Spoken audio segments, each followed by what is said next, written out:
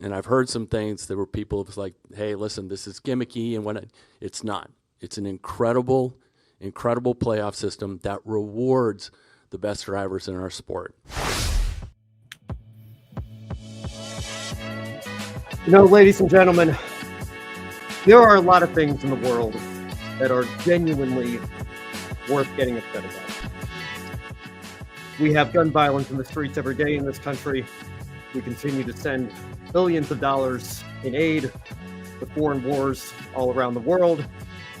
Our politics are a national disgrace. And I'm not putting this on the level of any of those things. But let me tell you, when I say I was genuinely ashamed to be a race fan last night, and especially what happened on Sunday night as well, I'm not lying. I'm being 100% serious. This was a tragedy this weekend, and I do not use that word lightly. We'll get into much more as we begin the penultimate episode of Grid Encore. How's it going, everybody? My name is Ben Schneider, joined as always by my co-host Brandon Crossland and Tanner Smith here as well to continue the conversation after last night's wrap-up show. Brandon, I'll start with you as always. How's it going, my man? Good to see you again. It's certainly good to see you, Ben, and to see you, Tanner, and to see you, those watching from wherever you are in the world tonight on Grid. Yeah, doing fine. The world's still spinning, so we're okay. But man, what a weekend! It's some amazing racing. I will not lie to you, but man, the results. For 2 of 3, well, all 3, but especially 2 of 3 was yikes, zoinks, scoop. But it is another Motor Monday, so here's to that. Do you have coffee in the mug? Because I got my hot blast ready to go. There is chilled coffee in the mug. Yep. We appreciate that. Tanner, how's it going? Good to see you again.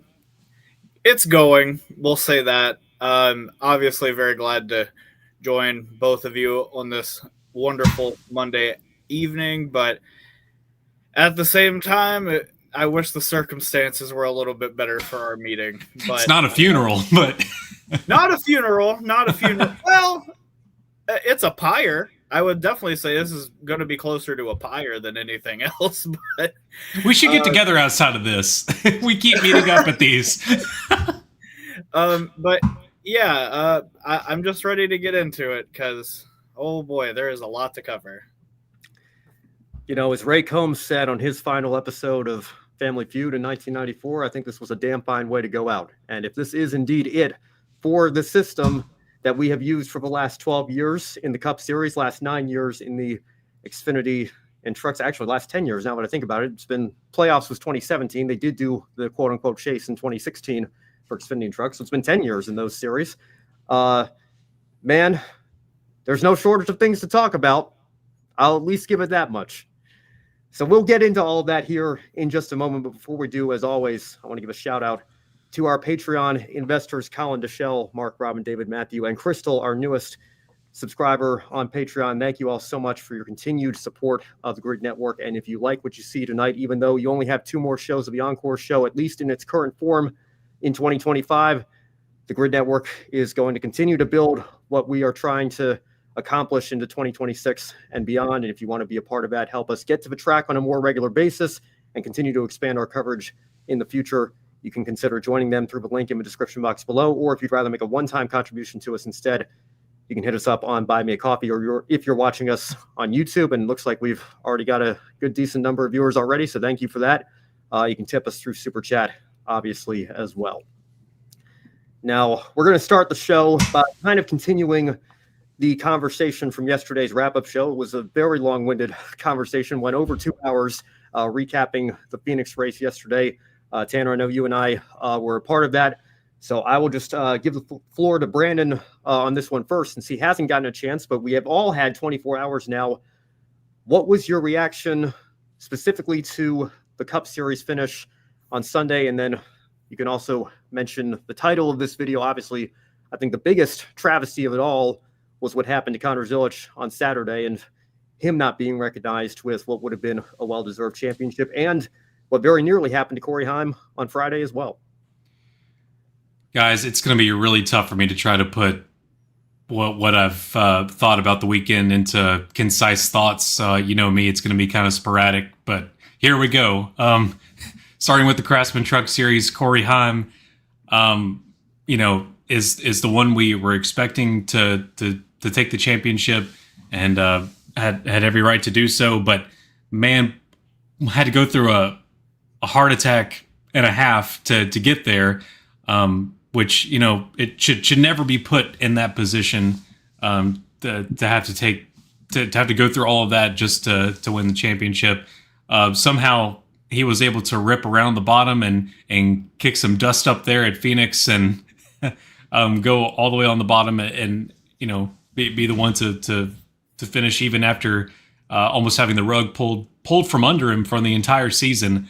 But man, if we had to have the weekend we did, I'm glad at least one of them worked out the way that it ought. Now moving to Xfinity and Connor Zilisch, you see the title of this video: 10 wins, 20 top fives, 23 top tens, 8 poles, no championship. Good grief.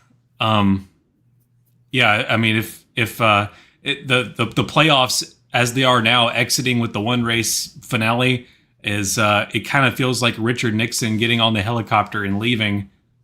And it's like, oh yeah, by the way, I'm leaving you with this little gut punch, and I'm gonna leave on the helicopter. Like, yeah, thanks a lot. So, man, Connor Zilisch, didn't have Jesse Love was able to muscle around him there at the end. So, I mean, I will say that. Jesse Love had a better race than the season champion, than the ought to be season champion in this one final race. And under the circumstances, under the rules, that's the way it's done. And so that's the champion. Doesn't make a lick of sense because we all know better, but that is your champion on paper. And Jesse Love, is a deserving champion. I think both can be true. We've said it a lot here on this show. Both can be true, that the system is way too random for motorsports, and dependent, or is susceptible to random things happening. But at the same time, Jesse Love is the champion. They knew when they unloaded in February at Daytona what they were getting into. They signed up for it, and he did what he had to do there. Corey Heim also the same. Just makes a little more sense with Heim. Just upset that he had to almost lose it. Now we get to Cup, and this one, Zilisch was a pretty bad breaking point, and I remember saying in the group chat, like, well, just wait for tomorrow. You're sure to get something even more backbreaking, and it felt pretty much like that. And you can take the family emotions out of Denny Hamlin's story, and I think you'd still feel the same way.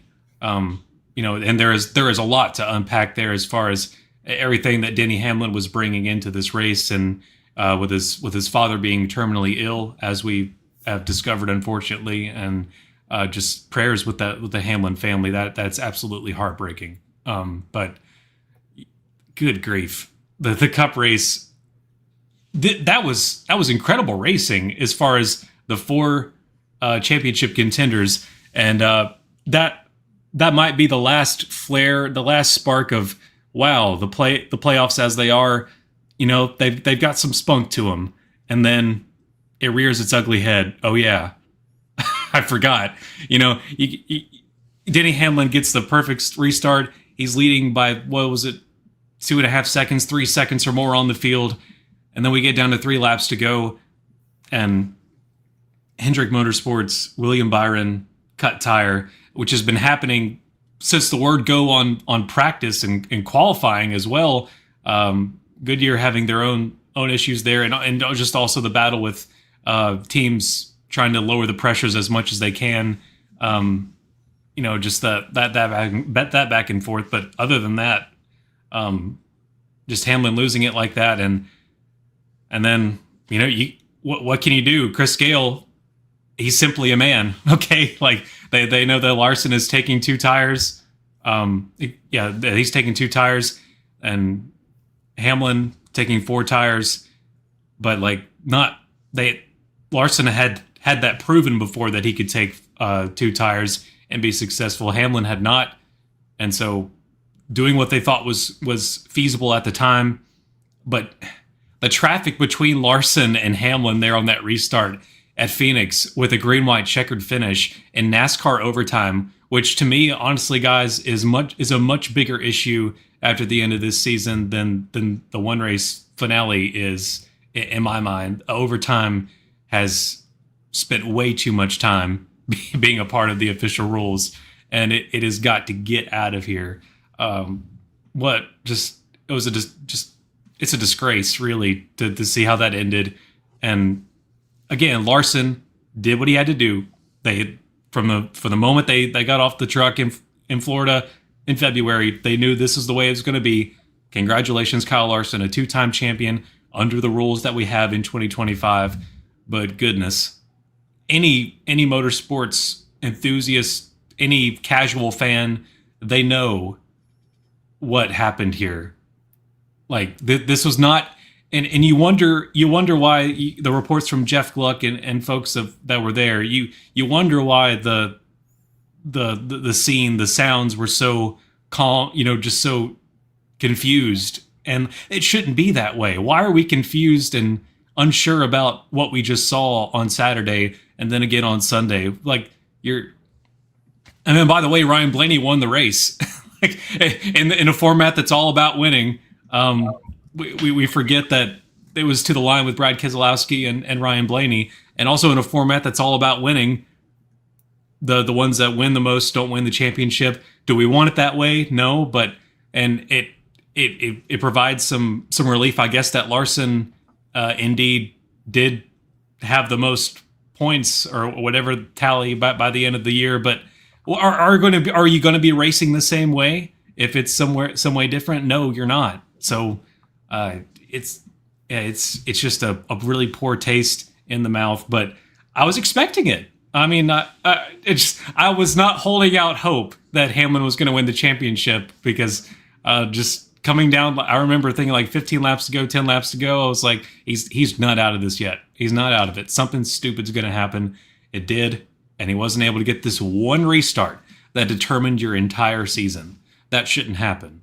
Connor Zilisch could not get the one, the last run of it, and to determine the entire season for Jesse Love, who, he did it. He did what he had to do under this format, but there's just no more arguments to be made. I think we have some solutions now.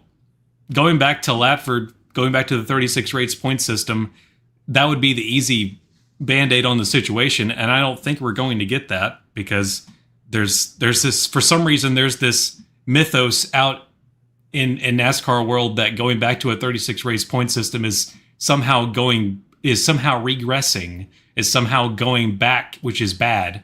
I don't know who put that out in the air, but I don't know how that can be absolutely true. But I don't think that's realistic that we're going to go back to that.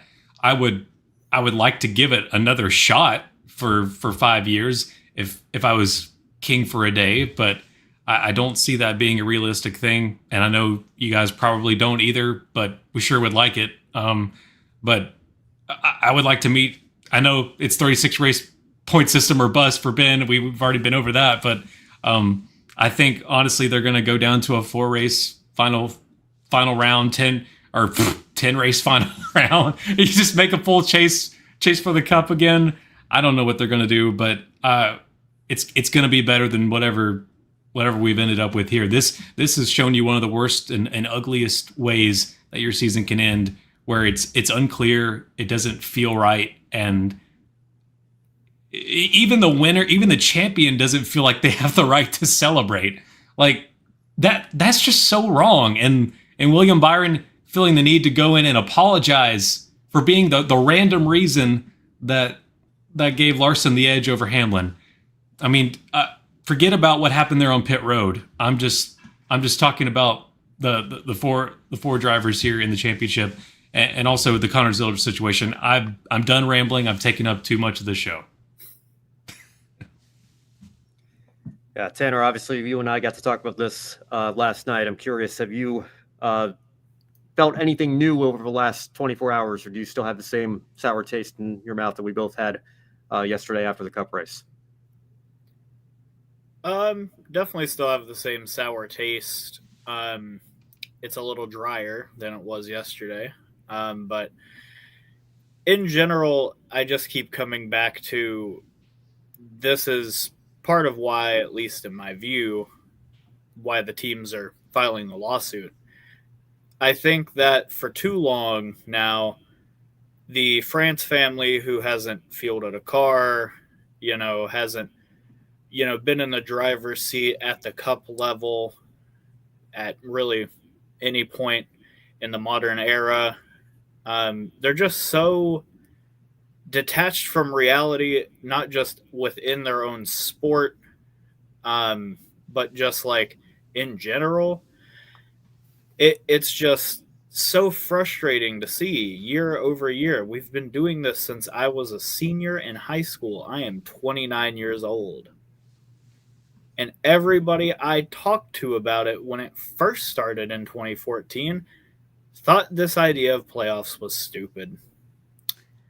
And like, I never had a problem with the 10 race chase. I thought that, at the time, Jimmy Johnson and Chad Knaus had obviously gotten it down to a science, and had it continued, they probably would have won not just their 7th, but they probably would have surpassed that.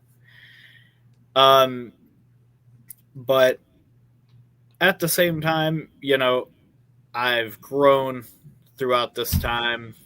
I've, picked up on a number of things throughout life, and I think I have a better grip of common sense than I had when I was 18. And I think that I have never let go of the opinion, even when my favorite driver won the championship in 2014, his lone Cup Series crown. Even then, I couldn't help but think, like, it's kind of stupid that it took all of this for him to win a title. And I just think that part of the lawsuit is the laborers of the sport having enough of the people that own the business ruining the business for them. And frankly, you just have to empathize with that, because I, as a fan, as someone who covers the sport now, I just can't help but shake this massive feeling of emptiness and disappointment that comes from yesterday's result and Saturday night's. The France family has just done so much to build the sport up, obviously, both physically and figuratively. But damn it if they haven't done so much to tear it down. Like, I cannot wrap my head around how many ways the France family and their poor decision making over the years led to yesterday's outcome. I'll probably try getting to it at some point during this show, but the amount of ways that yesterday went wrong and the day before went wrong, and how Friday was leading up to be wrong, thankfully didn't go the wrong way. We shouldn't really be getting held hostage as a fan base like this when something seems certain, I feel. It seemed certain that Corey Heim should win the championship. Why was it still a question at Phoenix after he'd won nearly half of the scheduled races? Connor Zilisch won 10 races this year. He strung up 18 top fives in a row. A record of any series. Did not win the championship. Denny Hamlin, in a system that prioritizes winning and domination throughout the season and in the playoffs, won in 2 of the 3 introductory rounds, obviously had the season locked up with the wins title, assuming Shane Van Gisbergen didn't join him yesterday, which definitely didn't happen, and was set sail to probably win his 7th race of the season, his 61st of his career, and get the Cup Series title. And instead, a random blown tire, which had been happening all day long to practically half the field, without cautions for much of the event for those, mind you, completely wipes it away and gives it to a guy that hasn't won since Mother's Day. The sport is in a bad way in terms of, like, in need of reform. And yesterday was just the most recent glaring example of what is so broken about this sport. Because the Steves and the France family ask their fans every year in February to suspend their view of reality. And you have to keep that up for an exhausting 9 months until this champion is possibly crowned, having to ignore the 35 other weeks of racing action that you saw leading into it, because nothing else matters outside of that race for those 4 drivers. And we saw a perfect, display of this yesterday evening when nobody knew who won the race for 15 minutes after the broadcast ended on NBC and went to Peacock. There was no mention on NBC that Ryan Blaney won the race. So, with that said, Ben, take it away.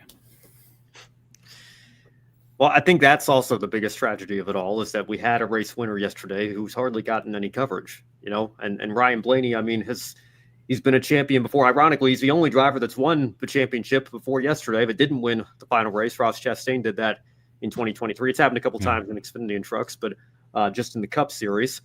It would have been a big story for Brad Keselowski, who had, seemingly one hand on the trophy before he blew it in the final corner. That would have been his first win in a long time, only his second as an owner. That would have been completely overshadowed. No matter who won the race, unless it was one of those 4 drivers, because you saw it with Ross Chastain a couple of years ago. I don't even know if Rick Allen mentioned Ross's name as he crossed the line. It was all about Ryan Blaney having crested the mountain of all wins, and he's a Cup Series champion. And then it takes NBC about as long as it took them yesterday to get to Blaney to Chastain 2 years ago. And again, just the greatest irony, maybe not the greatest irony, but one of the great ironies in this system. And that tweet that was dug up from almost 12 years ago now, from January 2014, when this was announced. Every race matters more than ever. Winning matters above all else. Winning, you're in. And we have a blown tire with 3 to go. And all of a sudden, whatever you say about playoff points carrying over and qualifying to get the first pit stall or whatever, all of that, in my mind, gets completely thrown out. Because we re-rack the field. There's 30 plus other cars still out there. They're all on their own strategies. They're all trying to win a race just as much as they are any other week. You cannot compare this to the 2007 Patriots not winning the Super Bowl. Ugh. You can't do it. It is not even apples and oranges. As I said last night, it is apples and chocolate fudge Pop-Tarts. It is such a nonsensical, radically different comparison to make. And I'm tired of that argument. And I look at what happened yesterday. And it's like the first 35 races that led up to this do not matter. It's like the first 310 laps of a scheduled distance do not matter. Because we're going to put these 4 championship contenders on different strategies, and we're going to put the entire season-long championship on an overtime restart with 30 other guys out there. Boys, have at it and have a good time, I guess. I don't know. It like I said yesterday, you might as well go to Vegas and spin a roulette wheel. And whoever it lands on is your champion. I mean, it's really, really not that much different. I understand the 5 team nailed their final pit stop and the 2-tire call ended up working out. And I understand that, Larson had to recover from his flat tire that he had earlier and get back into that position. I'm not saying it's 100% a lottery, but it feels like about 95, 97% a lottery, all things considered. All I've been hearing all week, you've got all the last 10 weeks, you've got to shine when the lights are the brightest, right? I don't know how Denny Hamlin could have shined brighter yesterday. Has anybody ever led that much of a championship race in this era? Has anybody had a 3-second lead with 3 laps to go in this era and then seen it completely wiped away and neutralized by something completely out of his control? You want to make the stick and ball sport football comparison. Imagine if a New York Jets defensive tackle came out and sacked Eli Manning, and all of a sudden the score was, I guess it would have been Brady, right? Because the Patriots were up at the time Tyree made the helmet catch. But that's beside the point. He comes out and sacks one of the quarterbacks, and then the score is all of a sudden even. It's like the first 3 quarters and 14 minutes of the fourth quarter no longer matter because the score has been brought together. The margin of the lead has been brought together. And this is an important point too, because I think the overtime part of this conversation is not being talked about enough. I like the proposal that Toby Christie has put out there over the last couple of months. If you know me, you know I would love to see overtime scrapped completely. But if we have to compromise, and I know I just said yesterday I'm done compromising, and I am done compromising on this playoff format, 36 or bust, you're 100% right, Brandon. But if the leader has more than a second advantage, just end the race. Just call it a scheduled distance. The whole point of overtime is to give the fans the battle for the win that wouldn't have otherwise been able to play out. We got it. But when congratulations. You got it earlier because Denny pulled away to a 3-second lead. The battle's already been won. The race has already been decided. There's no way second place is going to make up that much ground with just 2.5 laps to go. But the rules are the rules. We get a caution. The race has to have a green flag finish no matter what. You can make up that margin under caution, and you get what we got last night. I'm sorry. You want if you want stick and ball sports comparisons so badly, this would be the point where the head coaches walk out on the field with the time still. There's still like 45 seconds left on the timer. They're already walking out on the field, shaking hands. It's over. They know ball game. They're taking a knee. You want the stick and ball sports analogies so badly. There you go. Also, Kyle Larson said, quote, because as yesterday showed, you could have the best car and be doing the best job like Denny was and not leave the champion. That doesn't feel right. And we are all certainly feeling that today. Close quote. That's from ESPN. And then Kamikaze commenting on that. The series champion says he doesn't feel right for winning the championship. How far we've fallen. Yeah, well, and that's a good segue. I want to get to the chat here. I see Keith and Justin. Thank you for your comments. Keith asking, so guys, if NASCAR was on the season point format, Larson would still be your champion because Larson scored more points than other drivers. Your thoughts on that? I will tell you this: the racing would no doubt be different. And I've always, there's a part of me that doesn't like the full season. You know, if we had the Winston Cup format, or you know what Racing Reference still tracks, by the way. Racing Reference, a website owned by NASCAR, they still keep track of the full season points, non-playoff standings. If it really didn't matter, why would they do that? But I digress. But at the same time, you don't get the Hail Melon in a full season format. Ross Chastain's not going to do that if a championship 4 berth is on the line, and therefore he doesn't gain those 4 spots. And that's just one of an infinite number of examples that would change the exact points tallies. But you know, when it is so obvious, of course, there are years like Connor Zilisch had this year in Xfinity, and we'll get into that later on in the show, what Corey Heim did in trucks.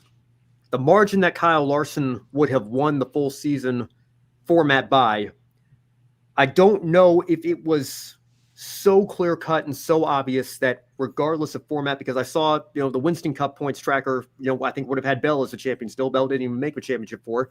You would have people asking, do you count stages? Do you not count stages? That has changed how drivers have raced. I have never liked calling the driver that walks away with the championship an illegitimate champion because the system is the same for everybody and we can't play the hypotheticals to that point. But it is pretty ironic that if you tally up all the points, William Byron probably would have been your full season champion, but he's the one that blew the tire at the end and dropped from 2nd to 33rd. And that handed it to Kyle Larson anyway. But Tanner, I think if you want to build on that, you can go ahead. Yeah, there's a massive logical flaw in the full season argument. And it's the last time that we had a full season points format, we did not have overtime. So What would have happened in that scenario, folks? I'll tell you what would have happened. William Byron would have limped around in probably 7th or 8th, wherever he rejoined the line with a damaged race car until Denny Hamlin crossed the line first and won the race. That's what would have happened. William Byron would have been your 2025 champion instead.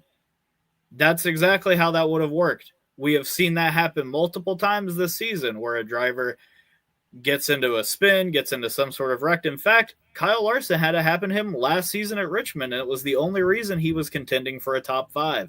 He spun out of 3rd place in a battle with Bubba Wallace, which brought out overtime. He regained control of his car and got it righted, got scored as 6th place, and finished the race in 3rd because he was able to regain his position. William Byron would have been at the whim of the exact same rule, and he would have won the championship. So actually, I don't even think that argument holds any weight, because again, if we're completely transplanting this back to 2003, that's what would have happened. William Byron would have won. Period. Justin adding here, playoffs have made the coverage of the sport exponentially worse because they don't have to come up with an interesting storyline because there's a manufactured one, and that is tired and contrived. Yes, and I know Jordan Bianchi brought this up on the teardown yesterday, and yeah, I respect Jordan. I don't think I've ever formally met him. I've shared the media center with him at Sonoma. He was there with the Athletic this year. It's been Jeff Gluck the last couple of years before that, but respect the work that he's done. He's broken some big stories over the years, and respect what he's accomplished in this sport. But I could not disagree with him more. And quite frankly, I don't know who this journalist who's been around forever that supposedly told him that, oh, it was awful back in the day and there were no storylines. If that's the attitude that you have, then quite frankly, I just think you're not doing your job well enough. I don't think that's a valid excuse. I think when you look at the entire grid and the entire garage area, and I can certainly tell you as somebody that writes for Brock Beard and lastcar.info, even the guys on Start and Park budgets at the back of the field, the open cars, Garage 66, for example, BJ McLeod and the Live Fast Motorsports of the world, those guys have stories that are just as worth telling as Kyle Larson and Denny Hamlin, Hendrick Motorsports, and Joe Gibbs. And if you are struggling with a minimum of 36 drivers every week to come up with something to talk about as a journalist in this sport, then that's on you. And that's true, I think, regardless of whatever championship format that we are using. There are a number of extremely qualified, very determined journalists in the NASCAR motorsports sphere that would love to have a job talking about a 36 race playoff format for the New York Times. Stop whining. Yep. Not to be blunt, but like I can't say I disagree. I hate when people say stuff like that. Like, you're just coasting on being lazy is what that sounds like to me. You're hoping that the France family and their infinite machinations of their mind are going to populate a good story for you. You can't just write one.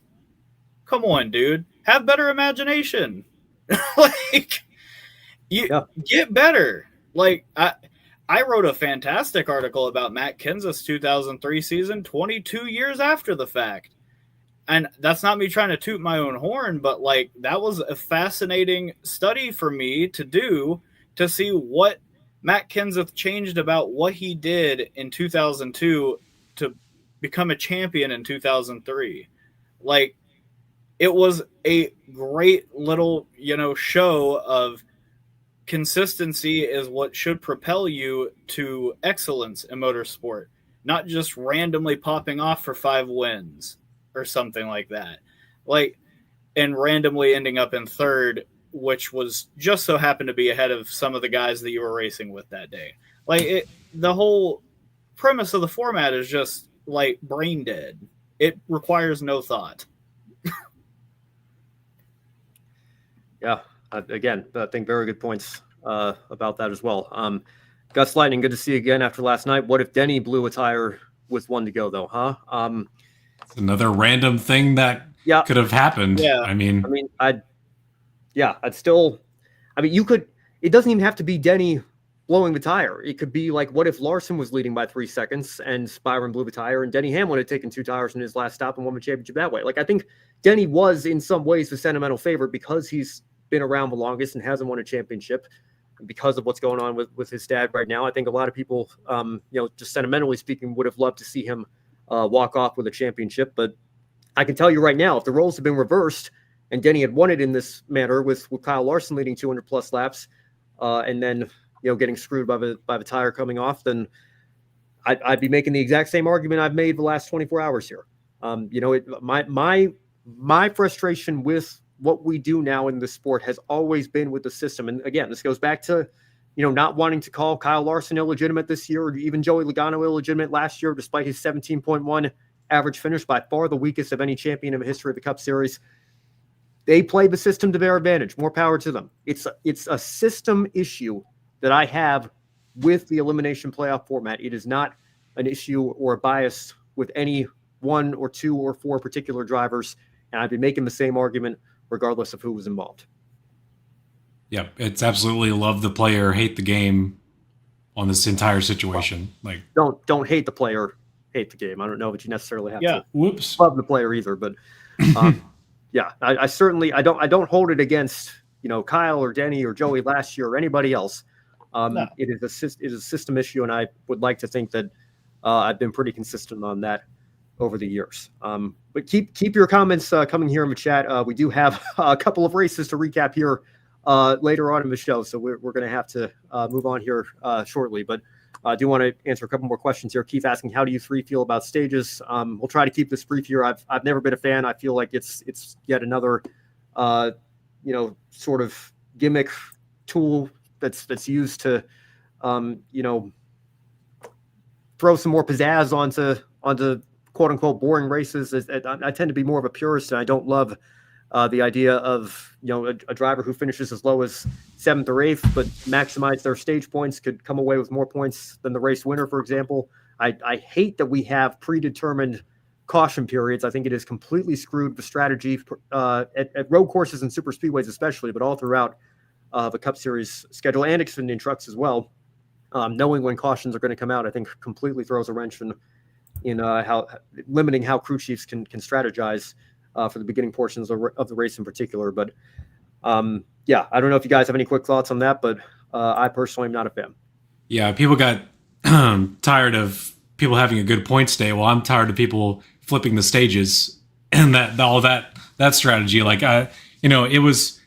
I enjoyed the brief period along with Ben of when we didn't have stages in road course racing. I was one of those in that camp that enjoyed that, and then it was taken away mid-season as soon as it was put in. But here's the thing, like on that note, Kelly Crandall just broke the story this weekend. The NASCAR is going to expand the eligibility for Cup drivers next year. They're going to be able to run up to 10 what will be O'Reilly Series races and Craftsman Truck Series races next year. And when you see a Cup driver go into Xfinity and trucks, they only have to worry about going for the win, right? They don't have to worry about stage points. So the series regulars are even more put in a box there, because maybe there's somebody, especially if it's close to the playoffs, they do have to worry about stage points. So you say, well, maybe we should stay out and gain some stage points, even though it's going to cost us as soon as we go back to green. The Cup drivers don't have to worry about that. They're just here to try to steal a win for whatever that's worth. Yeah. So again, there's a whole multitude of reasons that I'm not a fan. Tanner, I don't know if you have any quick thoughts on that, and then we can move on to the next topic. So I am actually all for awarding drivers for their progress during a race. I do think that that's something that the sport failed to do for a long time. And I do think that stage points do at least provide some sort of added benefit to that. With that said, I have always had a problem with the caution aspect. One, because you are making a caution flag, which is supposed to be a warning that something is dangerous on the racetrack. You have turned it into a gimmick, and I cannot get behind that just on principle alone.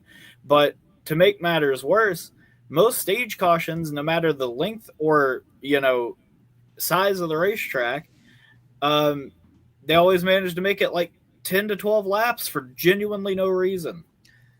What are we doing? So I'm fine with stages. I think that something that would make them better is if that we made the first stage closer to like a true sprint to start the race. where we're not doing any sort of a caution at all. Like, we're not doing a pit stop, I mean. And then making the second stage a little longer, maybe even twice the length. And then running the rest of the race as a very big, collective unit where we have multiple green flag pit stops and it runs more like an organic race. But that's just too much to ask of NASCAR because they think 30-30-40 or what will now be known as 3-3-4 in probably a week's time. They think that's a great ratio for everything. With all that said, if we can't untether stage cautions to stage racing, then yeah, just delete it. Like, why even bother? You're going to have the commercials anyway during green flag racing. Don't pull the wool over our eyes.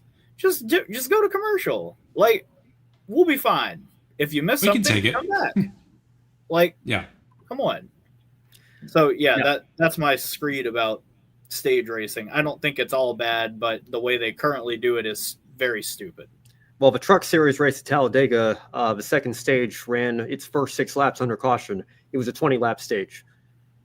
So you are literally running 30% of the stage under caution from the previous stage. And For again, nothing.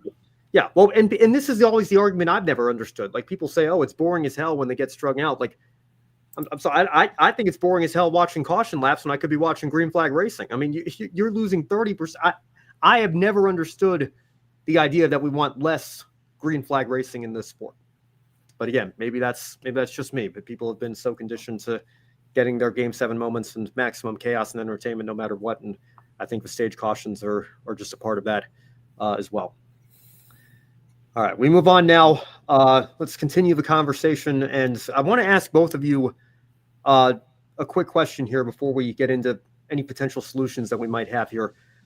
I want to know what the breaking point was for each of you when it comes to this system, because I remember sitting in this very building as a college student my sophomore year in 2018. I just started a little podcast called The Photo Finish with my friend Matthew Cole. And, I think at the time we were both, kind of weary of this system. We certainly didn't like it. We would have preferred a full season if we could have been king for a day and been in charge of the sport.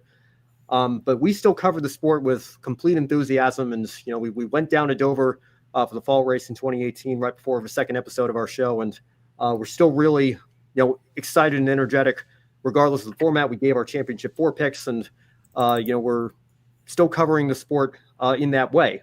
It wasn't until Kevin Harvick got completely screwed over in 2020 for me to not even have a chance to fight for the championship, to not even qualify for the championship 4 after the season that he had, that I just took a step back and said, what in the world are we doing here? For me, that was my breaking point. And that was the moment that I have to confess I almost walked away completely, because I just couldn't reconcile not even the fact that Harvick wasn't the champion, but the fact that he was capped at a 5th place points finish and didn't even get a chance to race for one after the season that he had. So, Brandon, again, I'll go to you first. Do you remember any one particular moment where you just took that step back and asked yourself, what in the world are we doing here?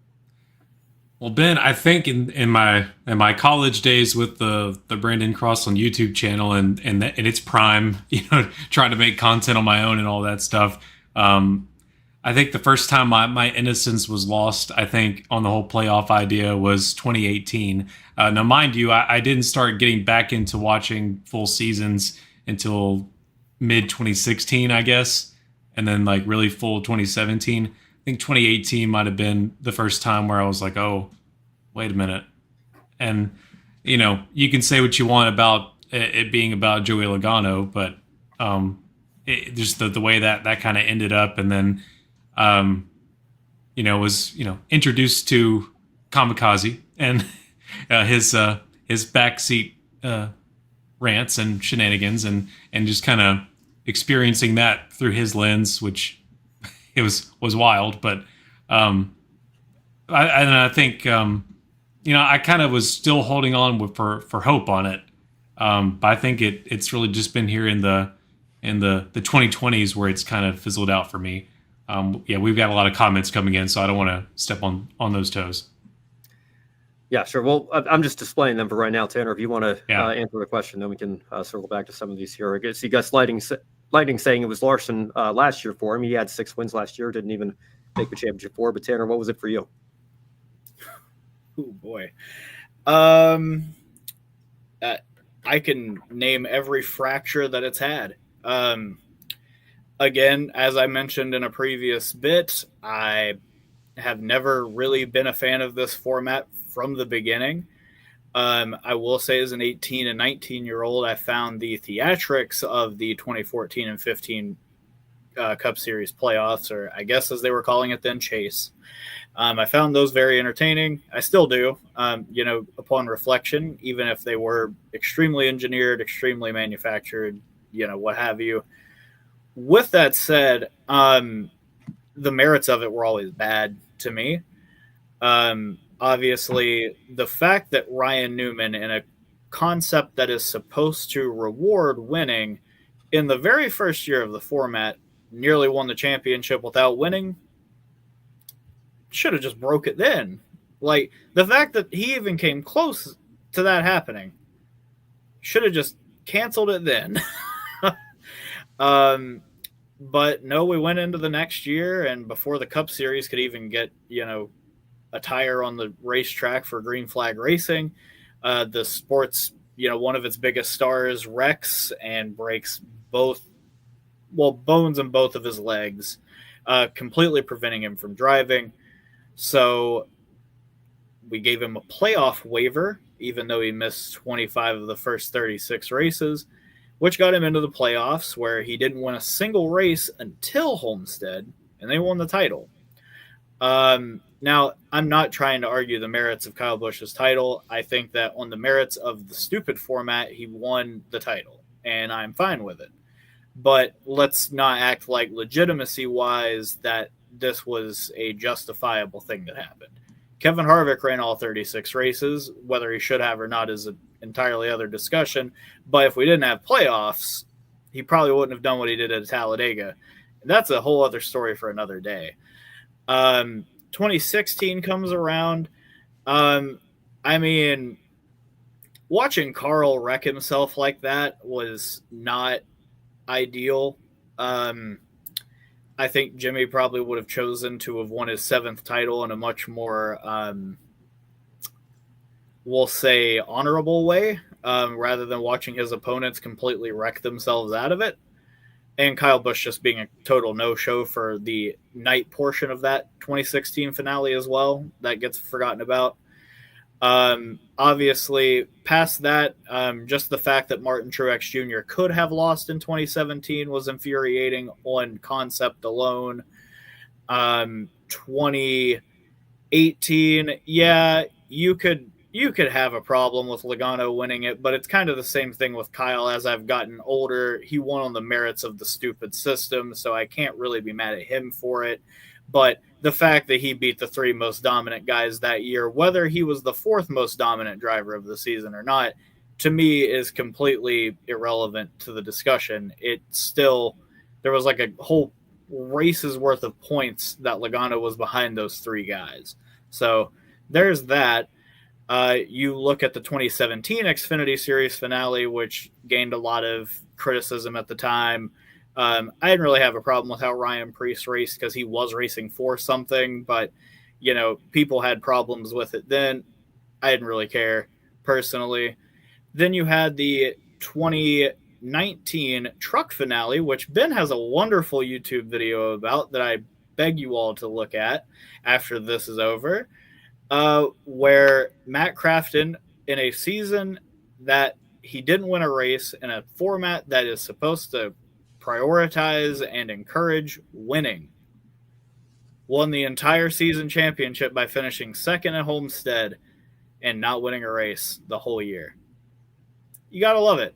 Not only that, Kyle Busch winning that championship race kind of felt like the 3rd best car winning it.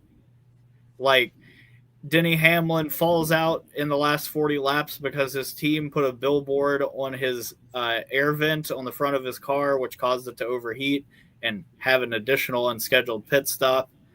Martin Truex Jr. earlier in that race had his tires swapped on, I believe, the exact wrong side of the car, which I can only imagine is just tremendously awful to drive. So yeah, there was that. You obviously had the 2018 finale as well, where Reddick beat 3 guys in the championship race who completely outperformed him all year long. Very reminiscent to Jesse Love this year, really. Then you have 2020, which I think was the true breaking point. Like, took me up into the air, hoisted up, and brought me down as hard as possible over its knee and broke my back, much in the way that Bane did to Batman. Kevin Harvick losing that title literally broke something in me. Like, not even the fact that he didn't win it, but the fact that he didn't even get a chance to race for it. After literally completing all but 2 laps the entire season, having, I think, 27 top 5 or top 10s total, I believe over 20 top 5s, and 9 wins. Like, it was utterly ridiculous. I felt the same way in 2021 when Larson was going up for the title, and, obviously, I think Hamlin's been kind of screwed out of a few titles because of this system. And, thinking that Larson was going to lose out after winning 9 races that year just gave me, flashbacks to literally the previous year when we'd seen it happen before. But other than that, like, the main champions we've had most years, I don't really have a problem with. But you definitely got to look at Trucks 2023 in particular. I was at that event. Let me tell you, I left that event more exhausted than any NASCAR race I've ever been to. And I've been to Talladega where they had a caution-free race. So let me put that into perspective for you. Just watching how that all played out with the Hocevar Heim incident and then the second Heim Hocevar incident. And then just like sitting there dreading the fact that Corey Heim is not going to win the title and Grant Enfinger is not going to win the title. And then like the 8th best truck of the year wins it anyway. Like there was that, obviously got to look at, just all of this weekend. I didn't have as much of a problem with Logano's last title as everybody else did, even though, like, obviously it's dumb. The 17th best car won all season. Like, it doesn't make any logical sense. But again, he won on the merits of the system, so it's hard to be mad at Logano. But at the end of the day, I'm just like, why has it taken this much for us to get to a breaking point? Like, I feel like the dam of legitimacy, to borrow from Slapshoes, that was years ago. Yeah, like in comparison. Yeah, like there has been grass growing out of the concrete that was in the dam when it burst open. Like there's new life growing out of it, out of the broken dam. And there's still people, underneath the water because of the dam, obviously drowning the valley beneath. Like, I just don't understand how anybody saw this happening for so long with so many examples and everybody was just okay with it for this long. I just don't get it. Yeah, I mean, you can really pick any one of those examples out there. I think different people have hit their breaking points at different times. I think different incidents have been more egregious than others in the minds of many. I personally, having looked back in hindsight, and again, I was only 16 years old at the time, so I was just kind of loving the chaos as much as anybody else was. But I cannot believe that was the year that we had the insanity of that Talladega finish, like you mentioned, Tanner, with Kevin Harvick making the move, but he did, and how that finish played out. And Junior Nation, I'm sure, has their thoughts on that as well. What would have happened if he could have had a shot at Logano, and then he won at Phoenix. I mean, you can play the what-if game. You can only play that so much, but maybe he could have had a shot at a championship for that year. But that happened, and then the Kenseth Logano feud boiled over at Martinsville, and then a guy who missed the first 30% of the season won the championship. And NASCAR saw all of that happen in the same year and decided, you know what we really need? We need this format in the Xfinity Series and the Truck Series as well. And that was the year that they made that change. But like I said, for me, I think Kevin Harvick in 2020 was really the moment that did it. I was starting to feel that way after Tyler Reddick and Joey Logano to a lesser extent in 2018, the year of the big three and me, if you will. And then obviously Craftsman in 19 was just kind of like, that's the greatest irony we've seen yet. The fact that it's been proven now you can win the championship under this format without winning a single race. And Craftsman, it wasn't even that he hadn't won. He hadn't, I think, had a top 5 since Texas that June. It was not really, it was a very mediocre season by championship standards, but he had done the bare minimum. I think he was the 8th and final truck to get into the playoffs, and the 88 truck didn't even get into the owners' playoffs. I forget who won the owners' championship that year, but it was not a good season in terms of championship caliber by any stretch of the imagination, and yet he walks away with the title. Ben, do you remember who he lost to in that Texas truck race? Greg Biffle. Yeah. 3 years on the couch, Greg Biffle.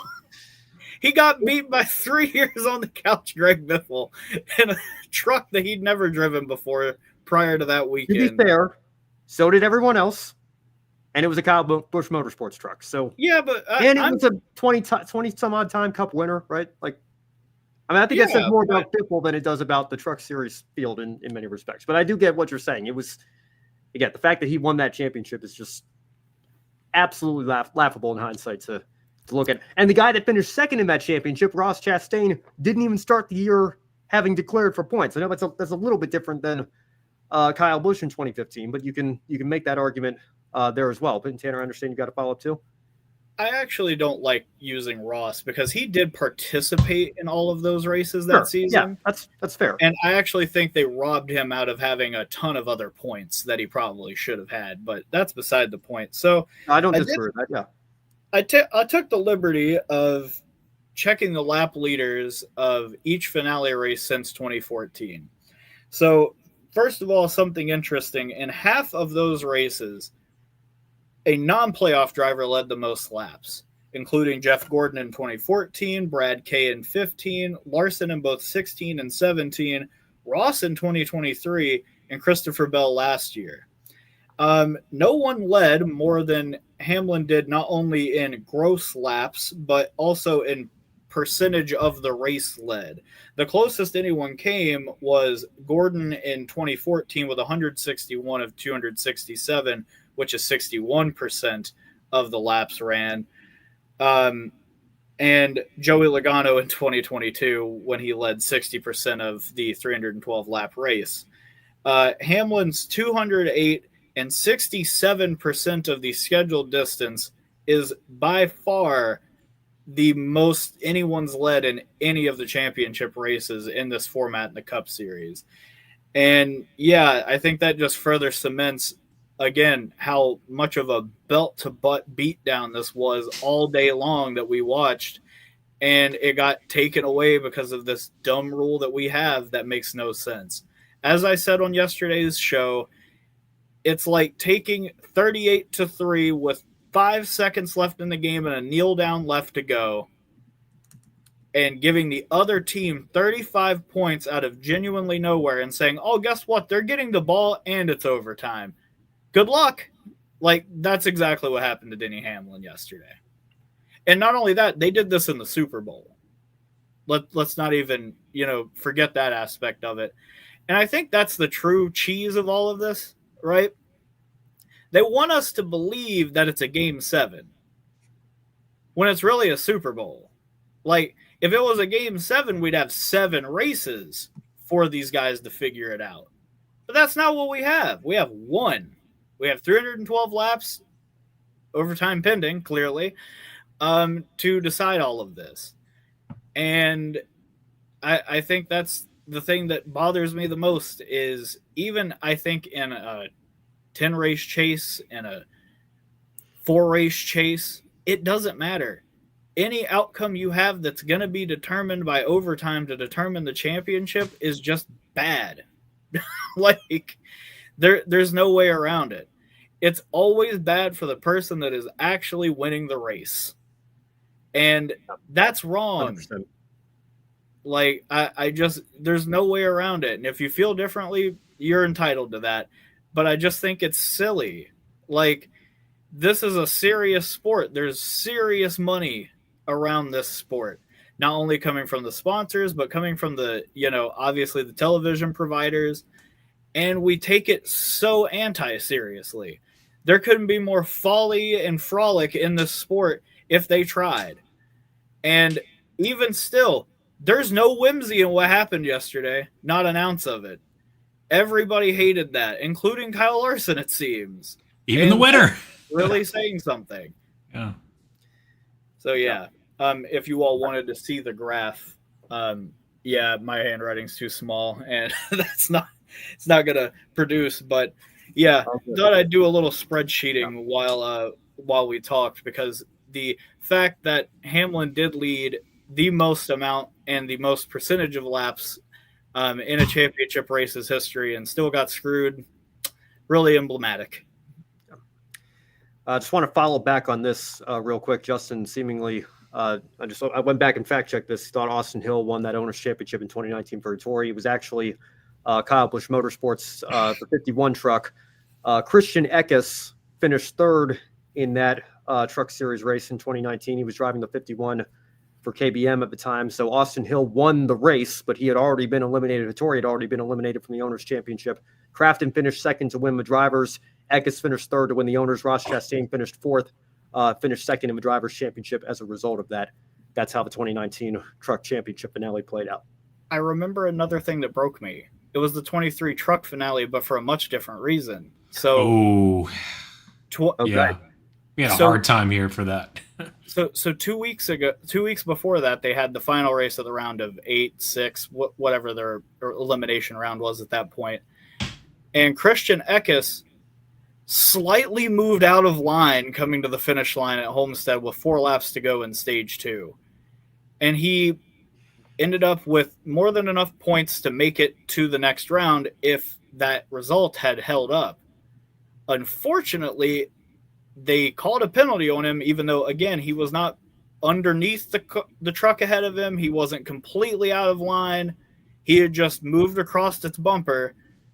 They gave him a penalty for that, and it took him out of the championship race that he would inevitably win and would have been a rightful champion. And so we got Ben Rhodes. Yeah, actually, I think I was thinking back when you started talking about that to 2022. I was thinking about, I think it was the first year we did this show, and Stuart Friesen was at Homestead. That was the last race before that was the finale, and ThorSport teammates kind of playing team orders with who was above the cut line and everything. And Friesen even said in his interview, I didn't have a teammate that could lay over for me or whatever. So again, every year of this format, you can look at one of the 3 series and find whatever example is your favorite, I guess, or perhaps least favorite, we should say here. So on that note, I think one of the common, and there you go, Justin. Yeah. Austin Hill did win the race, so he was a part of that finale in some way as well.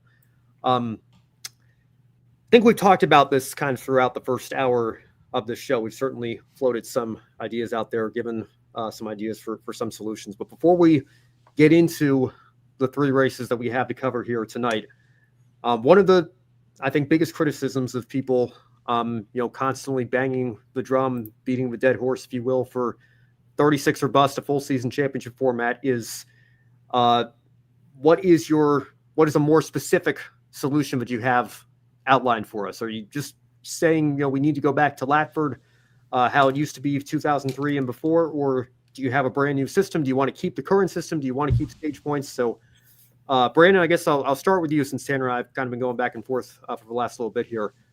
What would be a more specific solution in your mind for a full season points format, or maybe even a 10 race finale, or whatever solution that you would have that isn't what we've done now for the last 12 years? Honestly, I know I don't have hope that it's happening, but a 36 race point system, and unlike you, Ben, I'm willing to compromise on it. I'd say keep your stage racing, keep your stages, but 36 race point system, award points from your stages. I think if I had it my way, you would keep the stages, but not like Tanner's been saying, don't stop the race when you award the points like you did on road courses whenever we got rid of the stage breaks. But that would be my simple solution to it. And really, like, you look at how long we went with a 36 race point system, and was every year a banger? No. But that's what makes those years so special. I'm not saying if we go back to it, every year's going to be 1992. I'm not stupid. Like, I know that much. I don't want every year to be a Game 7. I don't want every year to be amazing. I want to see the cream rise to the top. I want to see William Byron win 5 championships. I want to see Larson win 5 championships. I want to see, Hamlin get one of these days. I want to see greatness do its thing unbridled. I want to see greatness rise to the top without any prodding. I want to see it naturally, organically occur. And if we have dud years, we just have dud years. But at least we'll be legitimate. At least it'll be something that the world will respect. Hopefully if you do it that way, the sponsors will follow, the ratings will follow. But if you get your foundation right, your legitimacy right, and you don't even have to apologize. Just go back to it and keep some of the parts of stage racing that you like. But that's really, like, that would be my solution to it. I know that's that's me just trying to get exactly what I would want. But I think the natural way they're going to do this is 3-3-4, and they're going to have issues with that too. Yes, you would have issues with a 36 race point system. I know that, but I think overall it is proven time and time again to be the most reliable way of doing things with this type of sport. It's not stick and ball, period. Yeah. Well, and again, why was the World Series this weekend so special? Why was 2016 when the Cubs because it doesn't happen every year. Yeah, those Game 7 moments occurred organically, and they don't have. The World Series is not guaranteed to go 7 games every year, and that's why those two in particular, I think, are going to be. 2016 for sure already has been. 2025, I think, will go down as an instant classic. Tanner, your thoughts? Maybe we need to earmark what I'm about to say for later, but can somebody actually point me to what actual relevant downsides there are to a 36 race points format? There's no excitement at the final race if somebody's locked it up 2 races before, so they tell me. That's the only thing I can think of. I mean, tell that to IndyCar. Nashville's finale was fantastic. And Alex Palou had it locked up for weeks. So I don't want to hear that, personally. Okay. That's the tired argument. That's the dead horse. Yeah, like, make the race that they go to for the last race an exciting one for people to watch, and people will watch. People weren't tuning out at Homestead when Matt Kenseth wasn't there for the title. They were there because Homestead got repaved. And wow, it looks radically different. And we had an exceptional ending to that season. Not for Bill Elliott, obviously.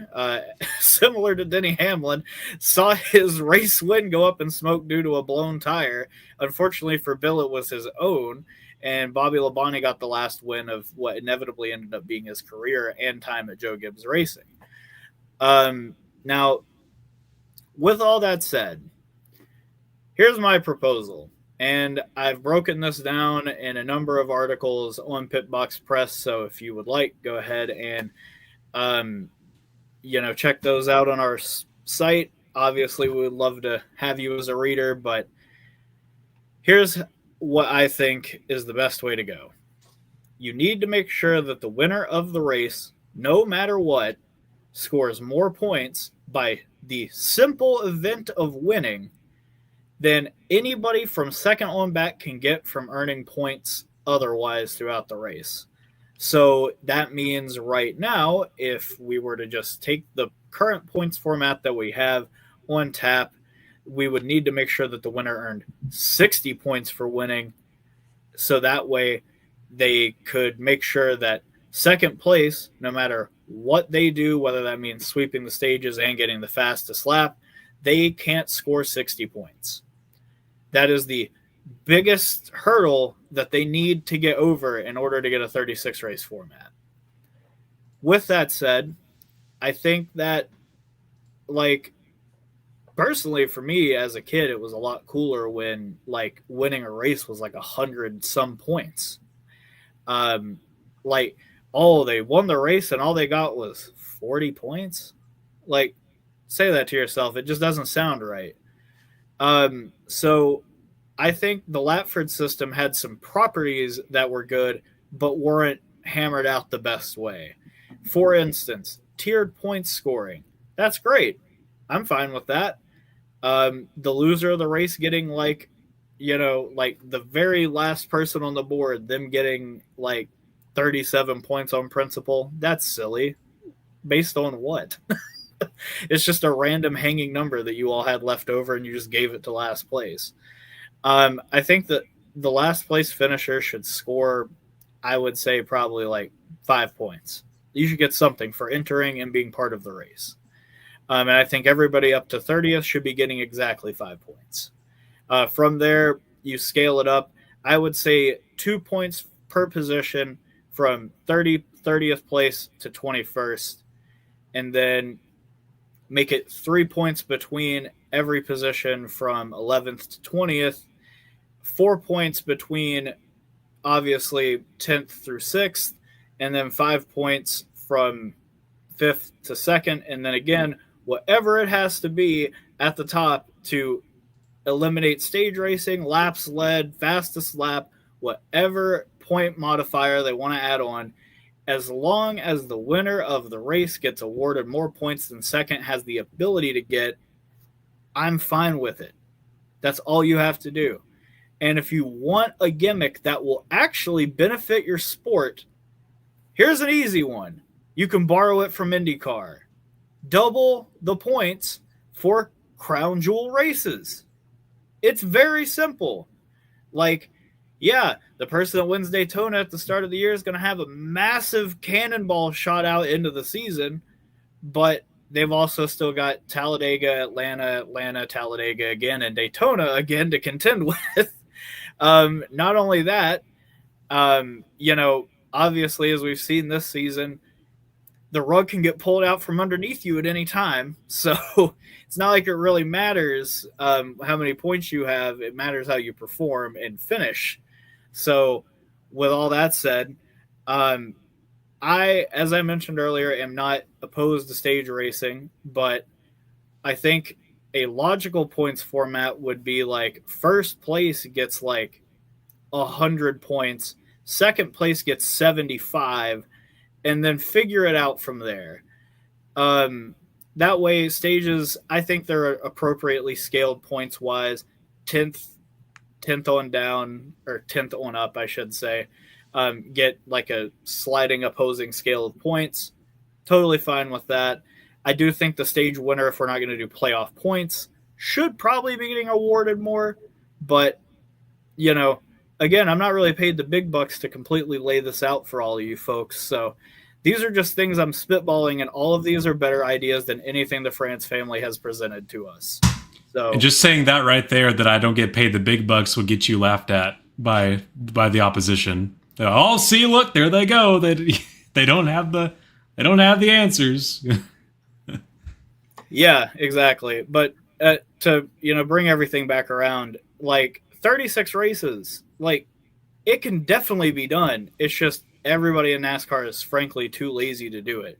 In fact, if playoff racing was so important to Jim France and the France family, why isn't it in IMSA? That's a great question.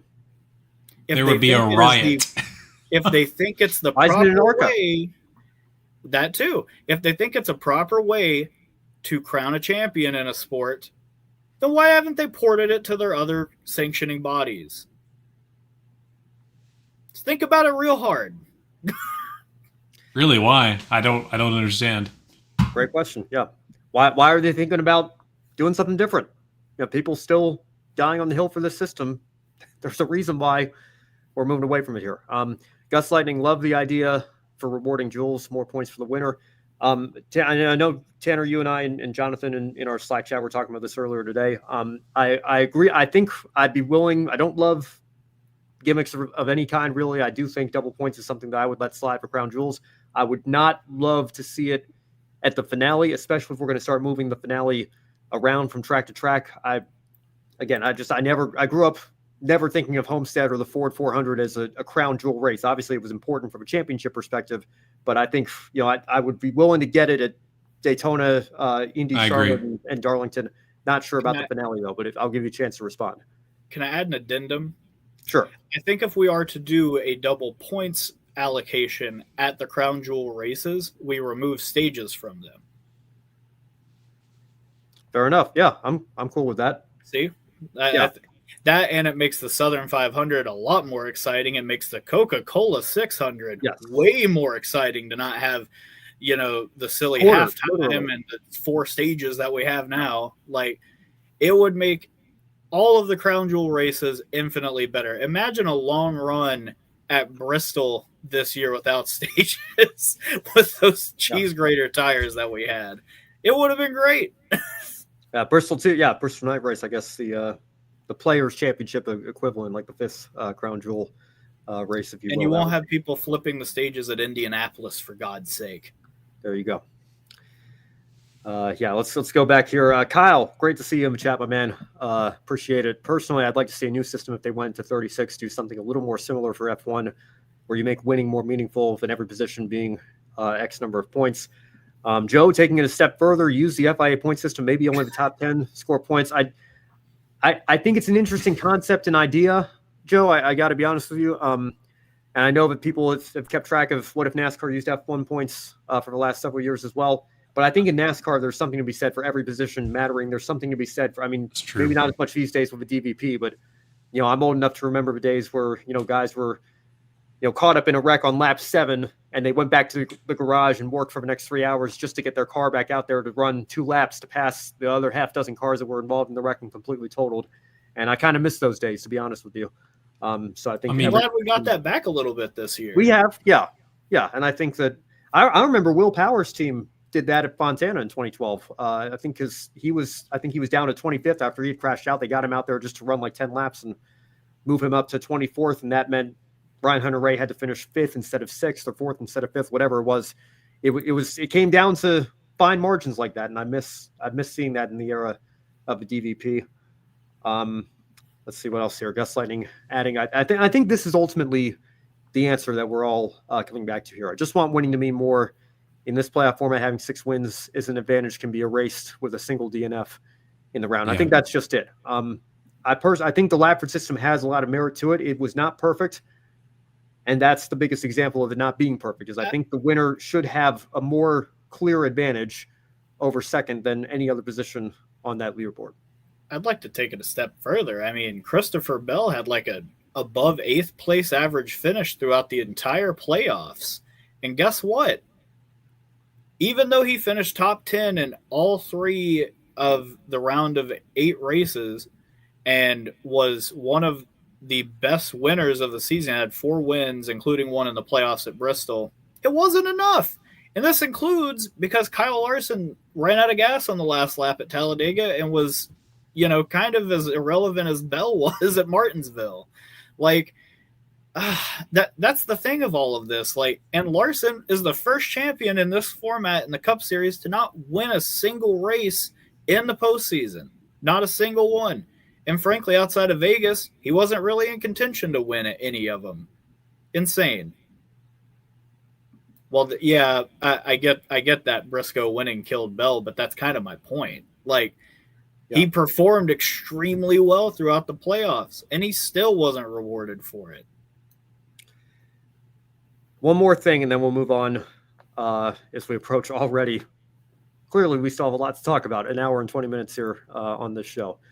Mike DeLulo and I have been chatting back and forth the last couple of days here, and he sent me something. I asked for permission to share it, and I did, and I'll just read it out to you right now because I think this is the key problem with this era and where NASCAR currently stands here in 2025. Football is in the Mahomes era. Baseball is in the Ohtani era. Hockey is in the McDavid era. Basketball is in the Jokic era. IndyCar is in the Palou era. F1 is in the Verstappen era. MotoGP is in the Marquez era. NASCAR is in the playoffs era. And because of this system and because full season excellence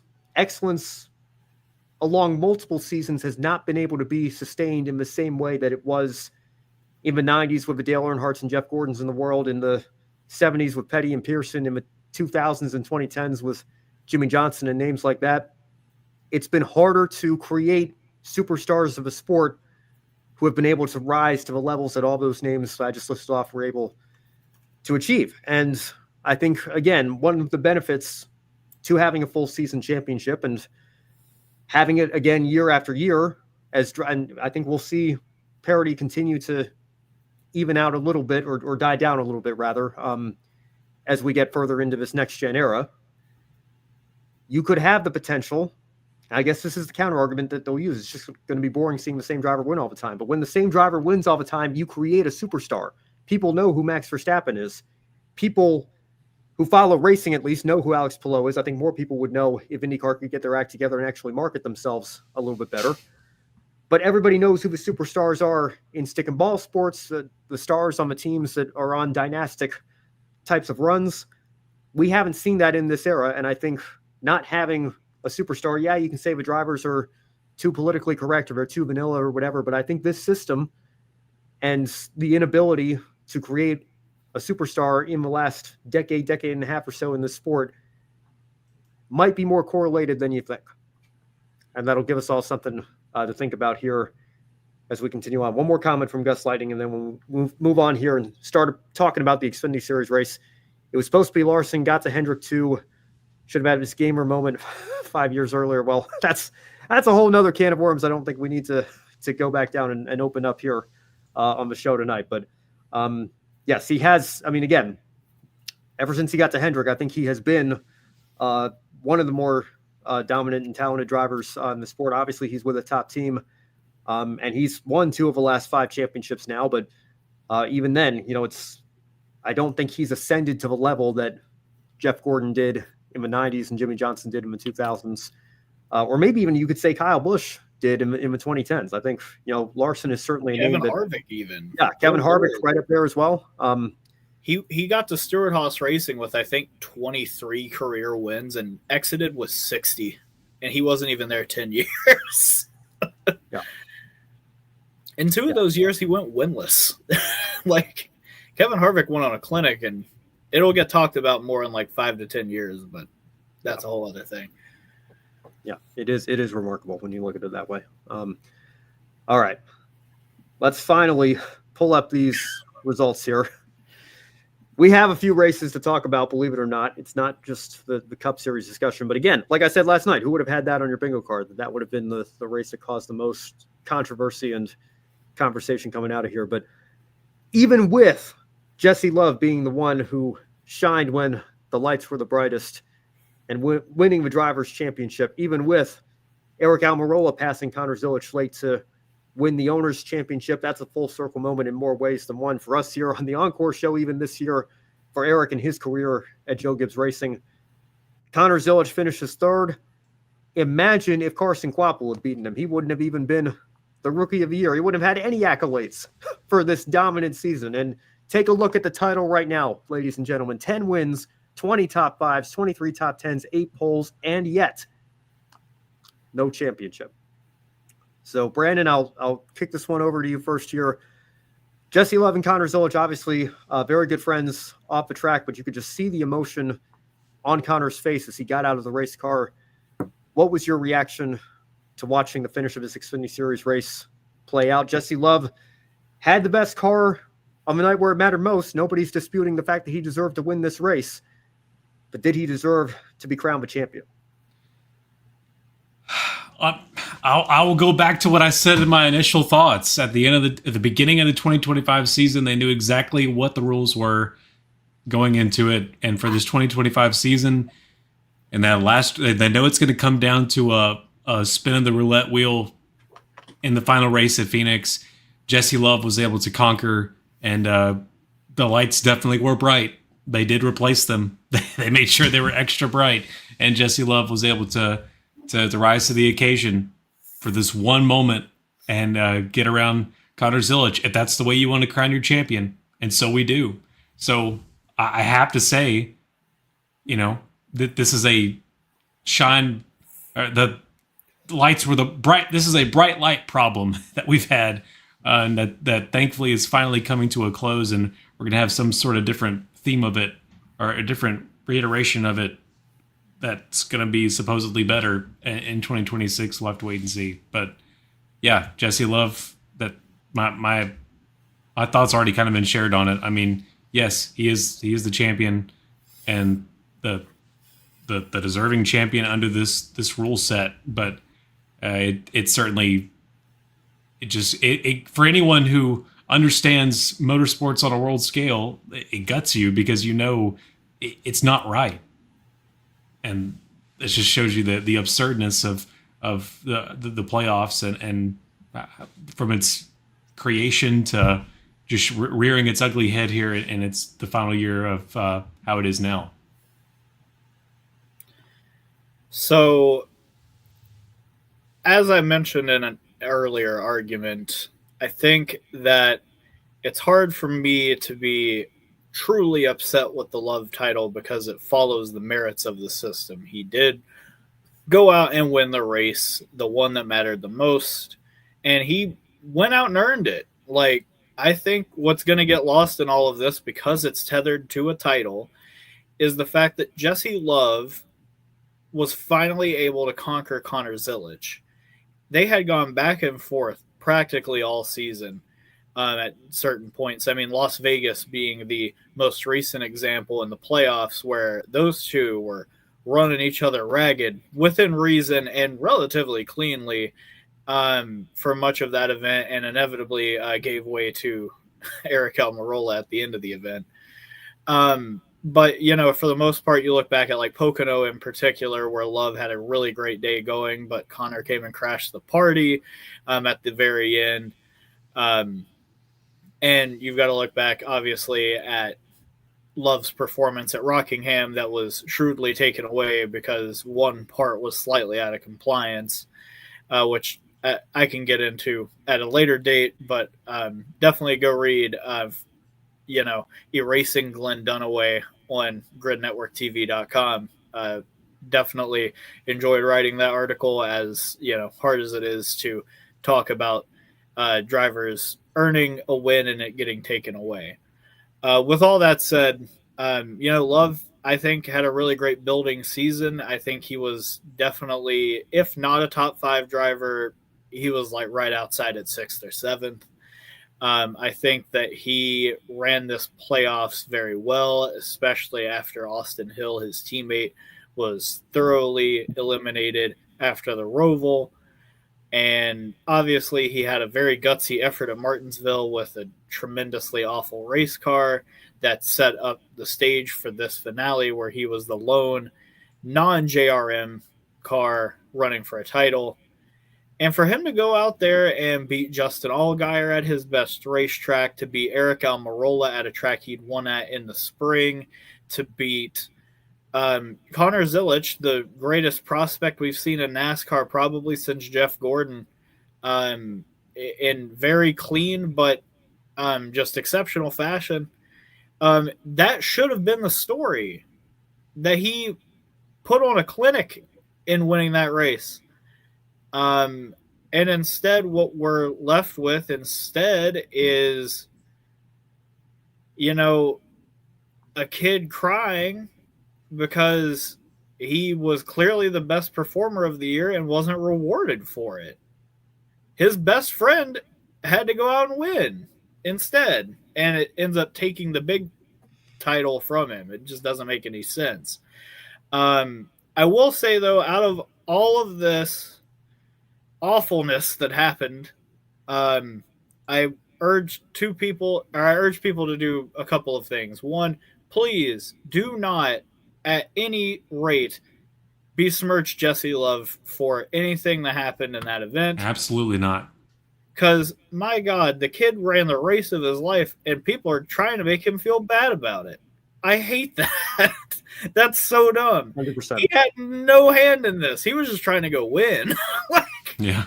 He didn't even hit anybody. Like, that's the worst of it all. Like, people are like acting like he like rooted Connor up out of the way or something. Like, even when Jesse initiated contact in the race with Allgaier in the previous run before that, he gave the spot back and didn't even try to pass because he was like, I don't want to win like that, which you got to really respect. But the one thing that, that was kind of funny or good that came out of this situation is there is a tweet by this account called @failstrat on Twitter or X or whatever you call it. It's a picture of Connor, obviously dismayed after the result, and it says, "Seeing SpongeBob this sad fills me with so much pain I could cry."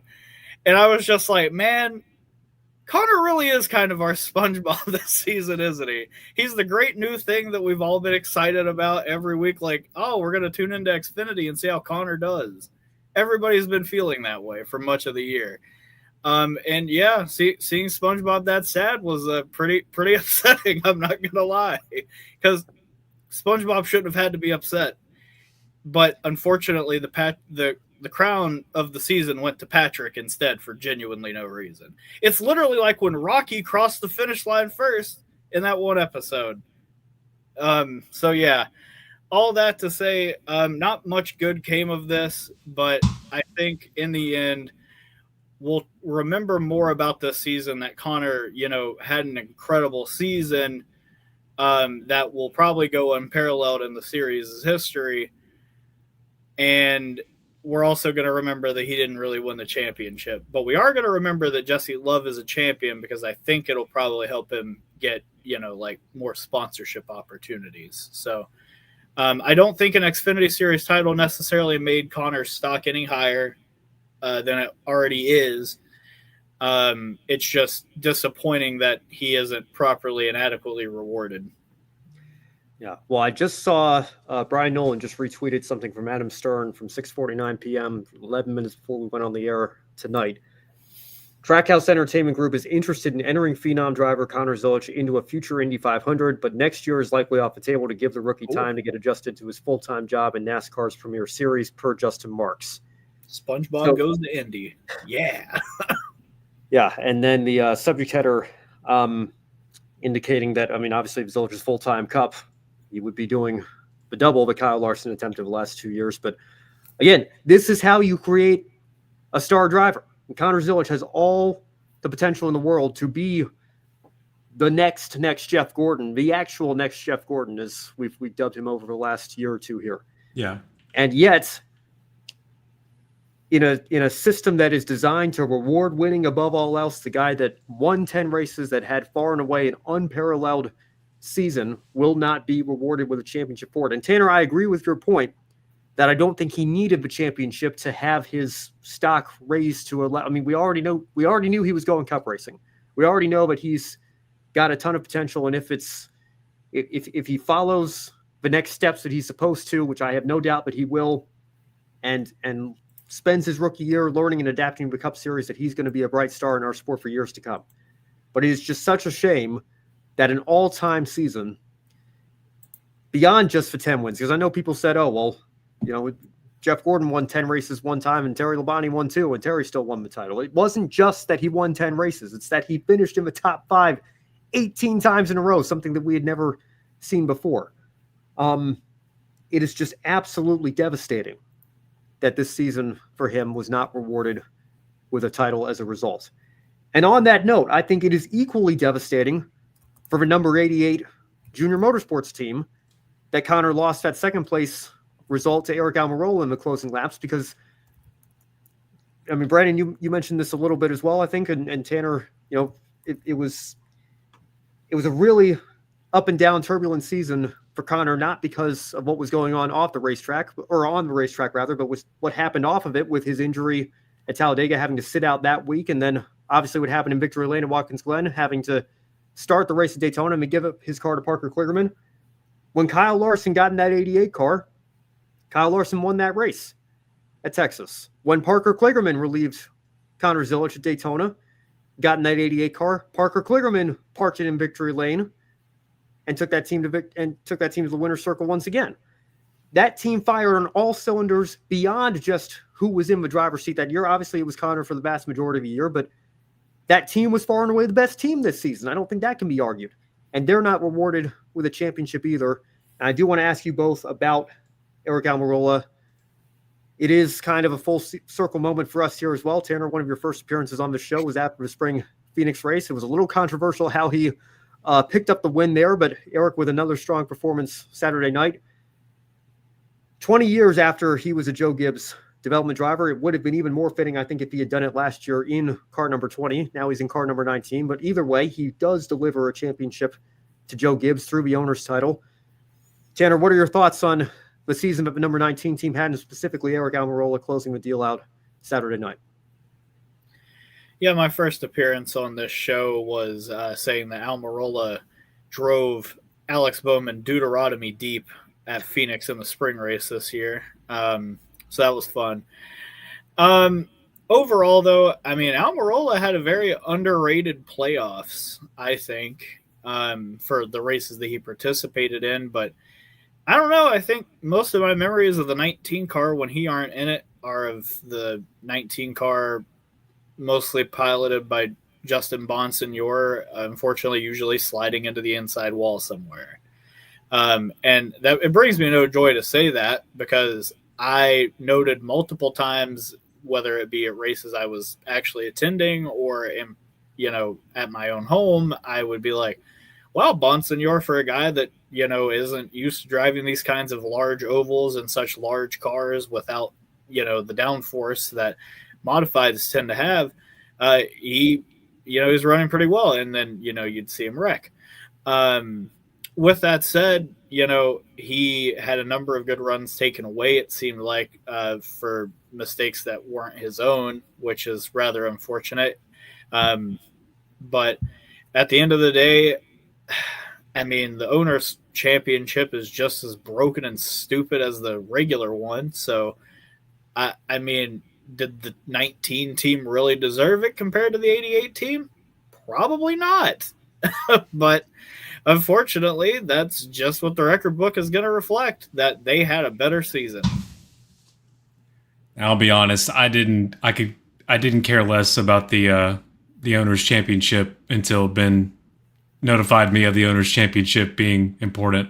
And then I got a little more invested in it, honestly. That is a hill I will die on. I think it does matter for many reasons in the sport. But yeah, I'm just making that note, if not one more time here with Grid Encore, it wasn't a concern to me before I somehow landed on this program. But Aric Almirola winning the owner's championship.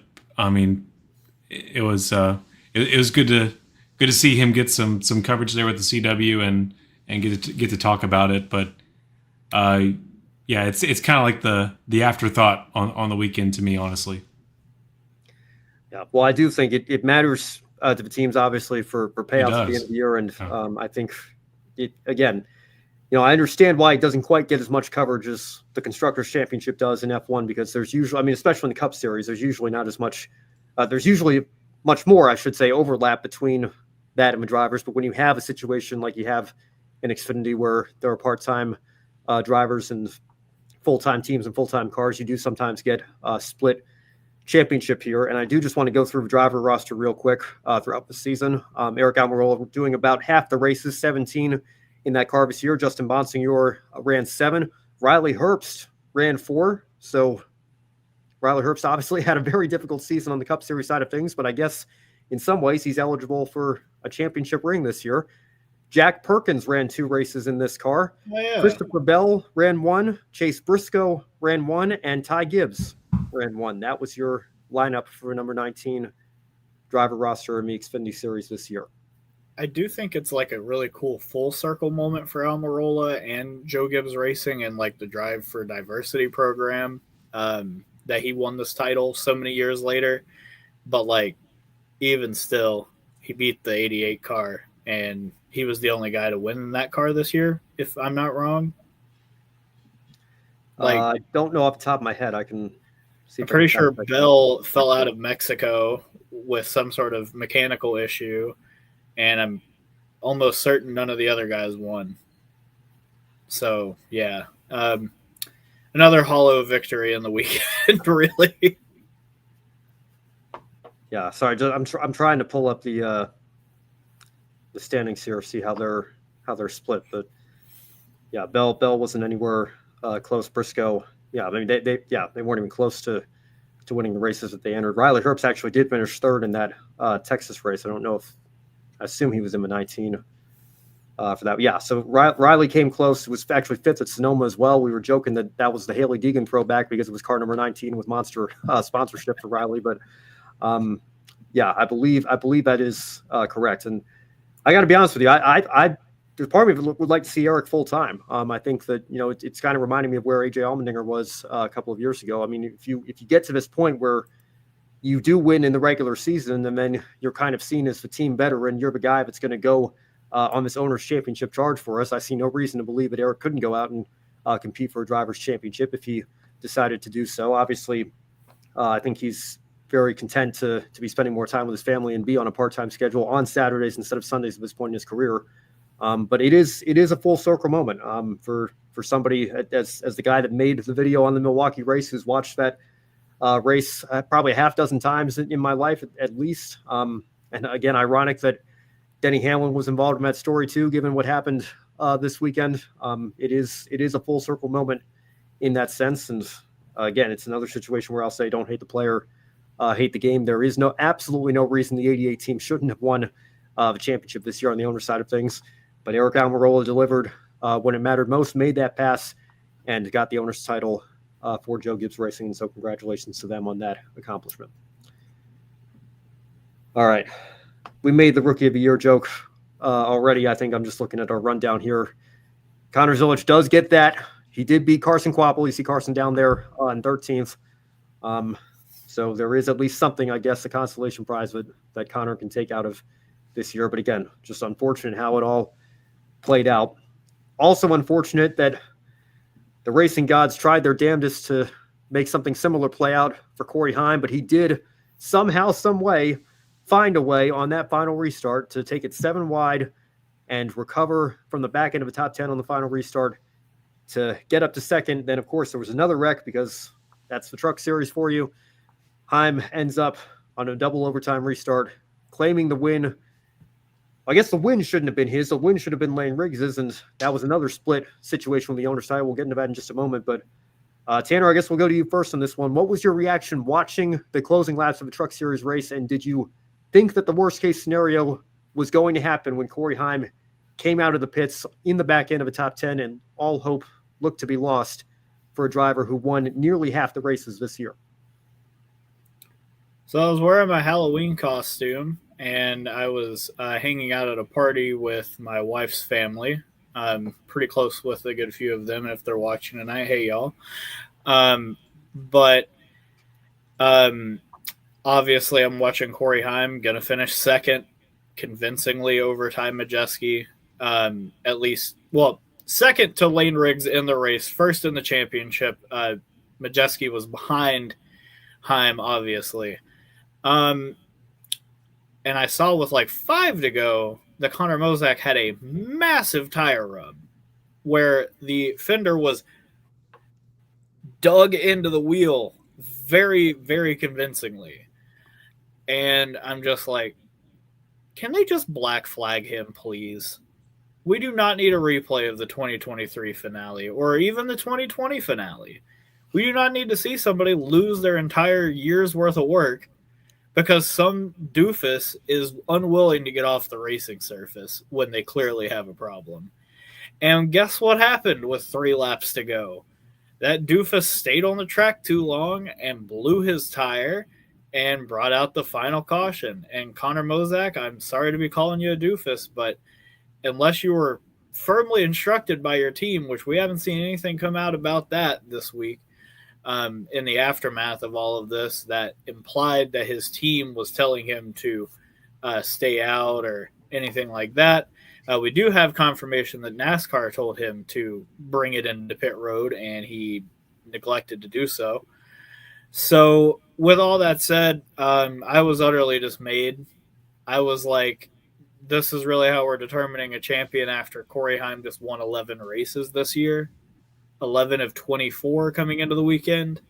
Like, it just, it seemed like we'd all seen this before. They come down pit road. Most of the lead lap trucks take 2 tires, which I felt like was pretty predictable. And then Corey lines up, I think, 10th inside of row 5 for the restart.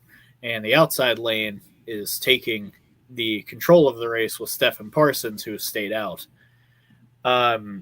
Yeah, people can say what they want about Corey Heim lagging back. He was staying parallel with the truck that was in his row.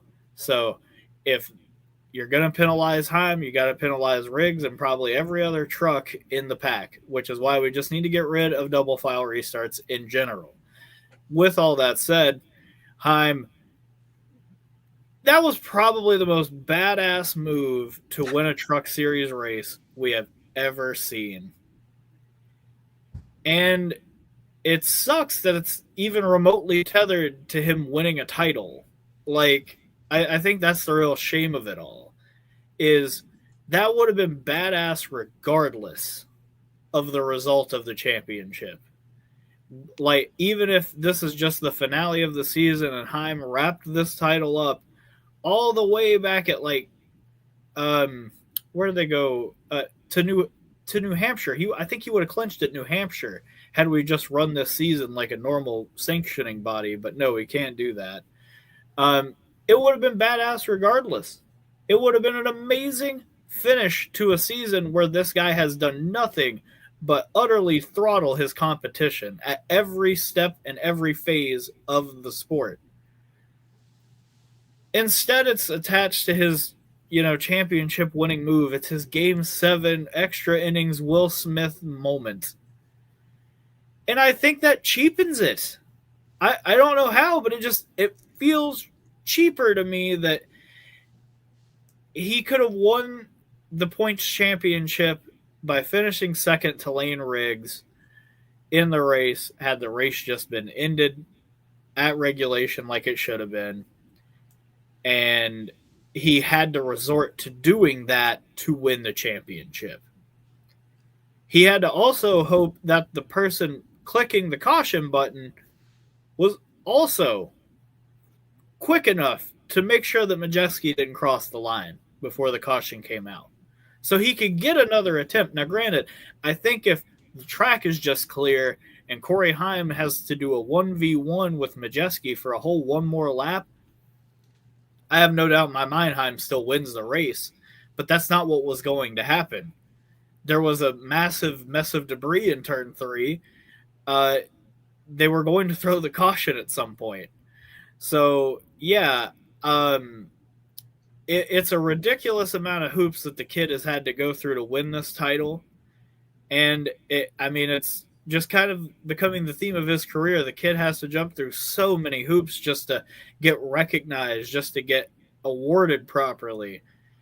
And I mean that not just in the terms of his physical trophies that he should have in his collection. I'm talking about in terms of the places he probably should be in his career that aren't the Craftsman Truck Series. What more does Corey Heim have to prove to any team owner and any sponsor in the land that he is clearly a Cup driver and you should fund his ride to be in the Cup Series? Genuinely, what more could the kid have done? He won 12 races. He had a 48% winning percentage this year. We have never in the history of the sport seen a beatdown this epic.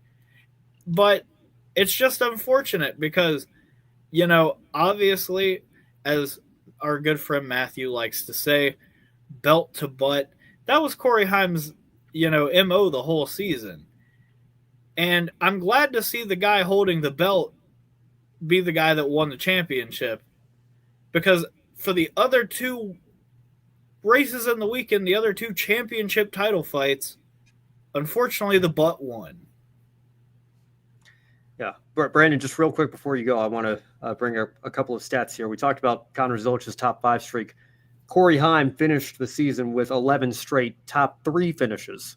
Just to put it in perspective, the year, but he also, and keep in mind, this is coming from a guy who, up until a few months ago, I think was probably the last Matt Crafton defender on the planet, who has on multiple occasions said that there is a legitimate argument to be made that Matt Crafton should be on the NASCAR Hall of Fame ballot one day.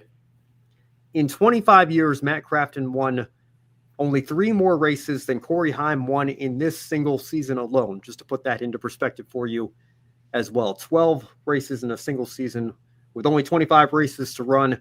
It was an incredible year, no matter how you slice it. And the mere possibility that he could have finished as low as 4th in the championship is utterly ridiculous. Brandon, go ahead. I mean, I don't have too much to add to it. I mean, it's just an unprecedented year with Corey Heim. It would have made you sick to your stomach if he hadn't have won the title. But overall, like, NASCAR is not innocent, even still, from this power move. Absolutely not innocent from that it even had to come down to this. It just absolutely horrible that we even have to come down to this point. But just glad, thankful at least one of the 3 this weekend we got to have a sigh of relief. All right, yeah. Well, like we said, not too much more to say here. Good to see Adam and Chad. Congrats to Corey Heim for winning the Truck Series Championship. What a season. Also says Matt Crafton had one heck of a career. He'll be in the Hall of Fame one day. I'll tell you again, 3 years ago, I would have agreed 100%. I don't know. People talk about Russell Wilson maybe playing himself out of a Hall of Fame in football. There's ever been a case of that here in NASCAR. I think, Crafton might be the one example that you would use here. He does say he's not done completely. We might see him part-time going forward, but that unbelievably long run, 25 years in the Truck Series consecutive start streak, will come to an end this offseason as he steps away from the 88 truck full-time here. But one more note on the Truck Series. You guys both alluded to it. Lane Riggs was going to win this race before the Connor Mosack caution happened. There was another split championship going on. Of course, Lane lost out in a tiebreaker from the driver's side of things. But I want to give you both thoughts, both chances to give your thoughts on Lane's season real quick here. I think arguably the second best driver over the course of the full year. The 34 team probably, based on how the race was playing out, should have been rewarded with an owner's championship for that. Obviously, we all know, much like the 88 team in the Xfinity Series, the 11 Tricon Garage team deserved a championship just as much as Corey Heim did. And so I suppose if there's a silver lining to that, like you were mentioning, Tanner, the 11 team was able to pick that up based on how the race played out. But Brandon and Tanner, real quick, what were your thoughts on Lane Riggs this season? It's a farce that a guy he ended up with 4 wins. Is that correct? Something like that. Yeah. 3 or 4 wins this season. I think, yeah. In a system that, again, encourages winning, entices winning. Lost out to 2 guys with no wins and 1 guy with a fuel mileage victory at a brand new track. I think that is patently ludicrous, and it's again just another slap in the face to the fan base and the entire reality of what we all watch week to week. So props to him and Front Row Motorsports for, obviously sticking it out this season. Obviously uncharted on the Cup side for much of the year. So I'm sure financing was not easy, but they fielded great trucks most every week. And it's a shame that because Grant Enfinger got way too greedy at Charlotte, that Lane Riggs didn't get a chance to race for the title on Friday night. But they have nothing to be ashamed of, and they probably should be entering next season as the favorites to win the title.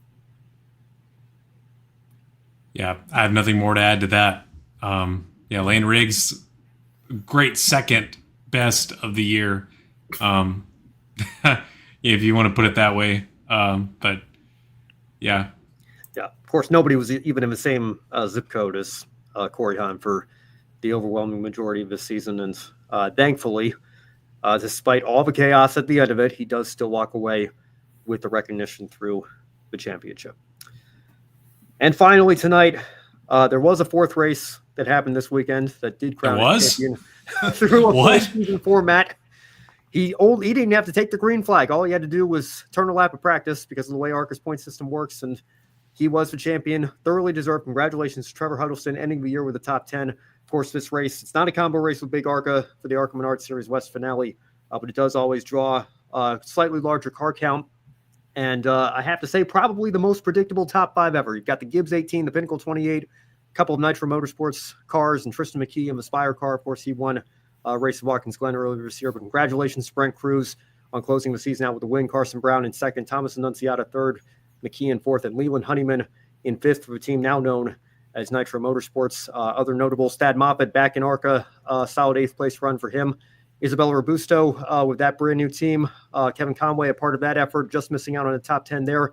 Great to see Kaylee Bryson back in an ARCA car, her second career oval start, finishing in 18th. Jade Avadisi in 19th as well, driving Todd Souza's car for Central Coast Racing, and more on their runs on a future episode of Women in Motorsports. Your final last car article of the year will be on David Smith in 25th place because Michael Maples, coming home with 26th place points, did not start the event. Brock Beard, of course, was on site for that race at Phoenix and has some more coverage on his Twitter feed if you want to go check that out. And I will have an article coming in the coming days on the final ARCA event of 2025. With that said, let's see if we can get under the buzzer here for 2 hours. I have a feeling we might go a little bit over here. One more comment from Joe Huddleston. Technically, it was so good. It was lights out, no bright lights. It did take place during the day. The lights weren't on Phoenix Raceway for this one, so I guess you could make that joke there as well. But let's go into the one shining moment because I think despite the chaos of this weekend, there are still things that we can all shout out here. So Tanner, since you're our guest tonight, I'll go to you first. What was the one thing that stood out to you from this weekend, championship weekend at Phoenix Raceway? Definitely want to tip my cap to Jesse Love. Again, I stressed it in earlier segments that, I mean, he had the drive of his life. The kid put on an incredible performance, especially after that abysmal first stage where they fell out of the top 10. The RCR2 pit crew was lights out on pit road all night long, always got him spots on pit road. And what they couldn't get him on pit road, he got back on the racetrack. And I think that had that race played out green, no matter what, he probably wins it anyway because he simply was just better than everybody else at Phoenix Raceway on Saturday night. It's just unfortunate that a title was also attached to that. With all that said, I think that his incredible performance is going to get lost in the mix in all of this, and I think that's a bit of a shame. Brandon, how about you? I just want to go ahead and go into the future and congratulate Connor Zilisch on his 2025 most popular driver an announcement that he'll be getting here soon. I mean, how can you not? What a heartbreak for that kid. Again, he is the next Jeff Gordon, and we're going to be seeing that play out over the next couple of decades. I'm fairly certain. And then also, you know, that heartache not to be outdone by Denny Hamlin, who was 20 years of trying, 20 years of frustration to try to win this title in some of the goofiest ways imaginable. But yeah, Connor Zilisch gets my one shining moment overall for his season and for his future most popular driver award. You know, I do remember people, again, were very quick to put out the hypotheticals as soon as this was announced in 2014. One thing that's always stuck with me, if this format, and again, of course, the racing would have been different, but if this format had been used in 2006, Denny Hamlin would have won the championship as a rookie with a third place finish at Homestead. So there's another little bit of irony for you as we close out the show here. Brandon, I certainly second what you have to say here. I know Justin Allgaier's won the award plenty of times before, has a very strong following and fan base, but I have a feeling Connor Zilisch is going to be the crowd favorite this year, and that announcement will be a formality. But sticking with the Xfinity Series, I want to say thank you to Xfinity for 11 great years as a entitlement sponsor of the second tier series in this sport. And thank you for paying the CW so that they could broadcast the entire final stage of the season commercial free. If there's one thing that can bring NASCAR fans together, it's complaining about the commercials. We always joke that NBC stands for nothing but commercials. We go crazy when Fox is taking a commercial with 5 laps to go at Talladega. But the CW was able to do that this weekend because of the great partner that Xfinity has been for that series. And O'Reilly has big shoes to fill, I've got to tell you. It's going to feel weird seeing drivers not say their car was as fast as Xfinity Mobile, which apparently they get paid $600. $600. They did that. I knew they got paid something. I didn't realize it was quite that much. But no wonder you hear it in virtually every interview that gets televised. So, but again, great partner for the series, and certainly going to be missed. That is one shining moment for me. And a couple from the chat before we close out the show. Joe with another great one as well. Great note. I think Seth Eggert was all over this with his charts as well. No races postponed to rain, due to rain rather, in NASCAR across the top three series. First time that's happened since 1994. We've been talking for years about how bad our luck has been with the weather. What? How about that? Not a single one postponed 24 hours for the first time in over 3 decades. And Adam, I think, again, very, very worthy shining moment there as well. Corey Heim, a 7-wide move at Phoenix to win the Truck Series Championship. That is going to do it for us after this marathon show here. Has to be a record for the Encore show. Joe making one last O'Reilly joke here. My car was O'Reilly. Fast today. We'll see what they come up with in 2026 and beyond for that series. But thank you all so much for tuning in to the penultimate Encore show. If you like what you saw tonight, you can follow Grid Network TV on all our social media platforms, X/Twitter, Threads, Blue Sky, whatever microblogging platform you're using these days. We're on all 3 of them, as well as Facebook, Instagram, TikTok, Twitch, LinkedIn. Most importantly, subscribe to us right here on the YouTube channel and visit our website at gridnetworktv.com. If you, again, really liked what you saw this evening and have liked our coverage throughout the year, you can take a few minutes after the show to consider joining our Patreon. Join Colin, Deshelle, Mark, Robin, David, Matthew, and Crystal in investing in the Grid Network to help us continue to expand our coverage in the years to come. Even though we won't be a part of it through this show like we have over the last several years, we continue to wish the team well as they build this platform up here. And if you want to help them get to the track on a more regular basis going forward, you can follow the link in the description box below to join them. Or if you'd rather make a one-time contribution to us instead, you can visit the Buy Me a Coffee link or tip us on YouTube through Super Chat or Super Thanks as well and get your name on the board like these individuals have. Now, taking a look at our upcoming schedule, I'm sure Grid Tonight will have no shortage of things to talk about as well with Kobe Lambeth, Joshua Birch, and Matt White. Stay tuned for a future episode of Women in Motorsports. We still have one F1 Academy round at Las Vegas to close out the year, and we'll recap series such as ARCA and ARCA West on that episode as well. Grid Live to follow this weekend, the Brazilian Grand Prix coming up in Formula One. We will see you on a 166-hour break for the final episode of Grid Encore. Look back at the last 4 years of this show. Brandon, Tanner, any final thoughts before we sign off for the evening? Tanner? Brandon, I'll let you have it first. Okay. I was just going to say, man, this nearly 4 years of Grid Encore, or Grid Live Encore as it started out, have gone faster than Xfinity 10G Internet. I mean, just as fast as Xfinity Mobile, and just can't thank the guys enough at the shop and all the producers and the content writers, and just cashing in that $600 every time we say it. Ben, we should have got on that a long time ago. We should have. We've been missing out. Yeah. Man. My final parting thought is I appreciate, having this platform to chat with you guys on. It has been a pleasure anytime that I've been on, and it'll be sad to see you guys go, but I know that after next week, I know that you've got bigger and better things ahead of you, and I'm really excited to see what y'all have, in store.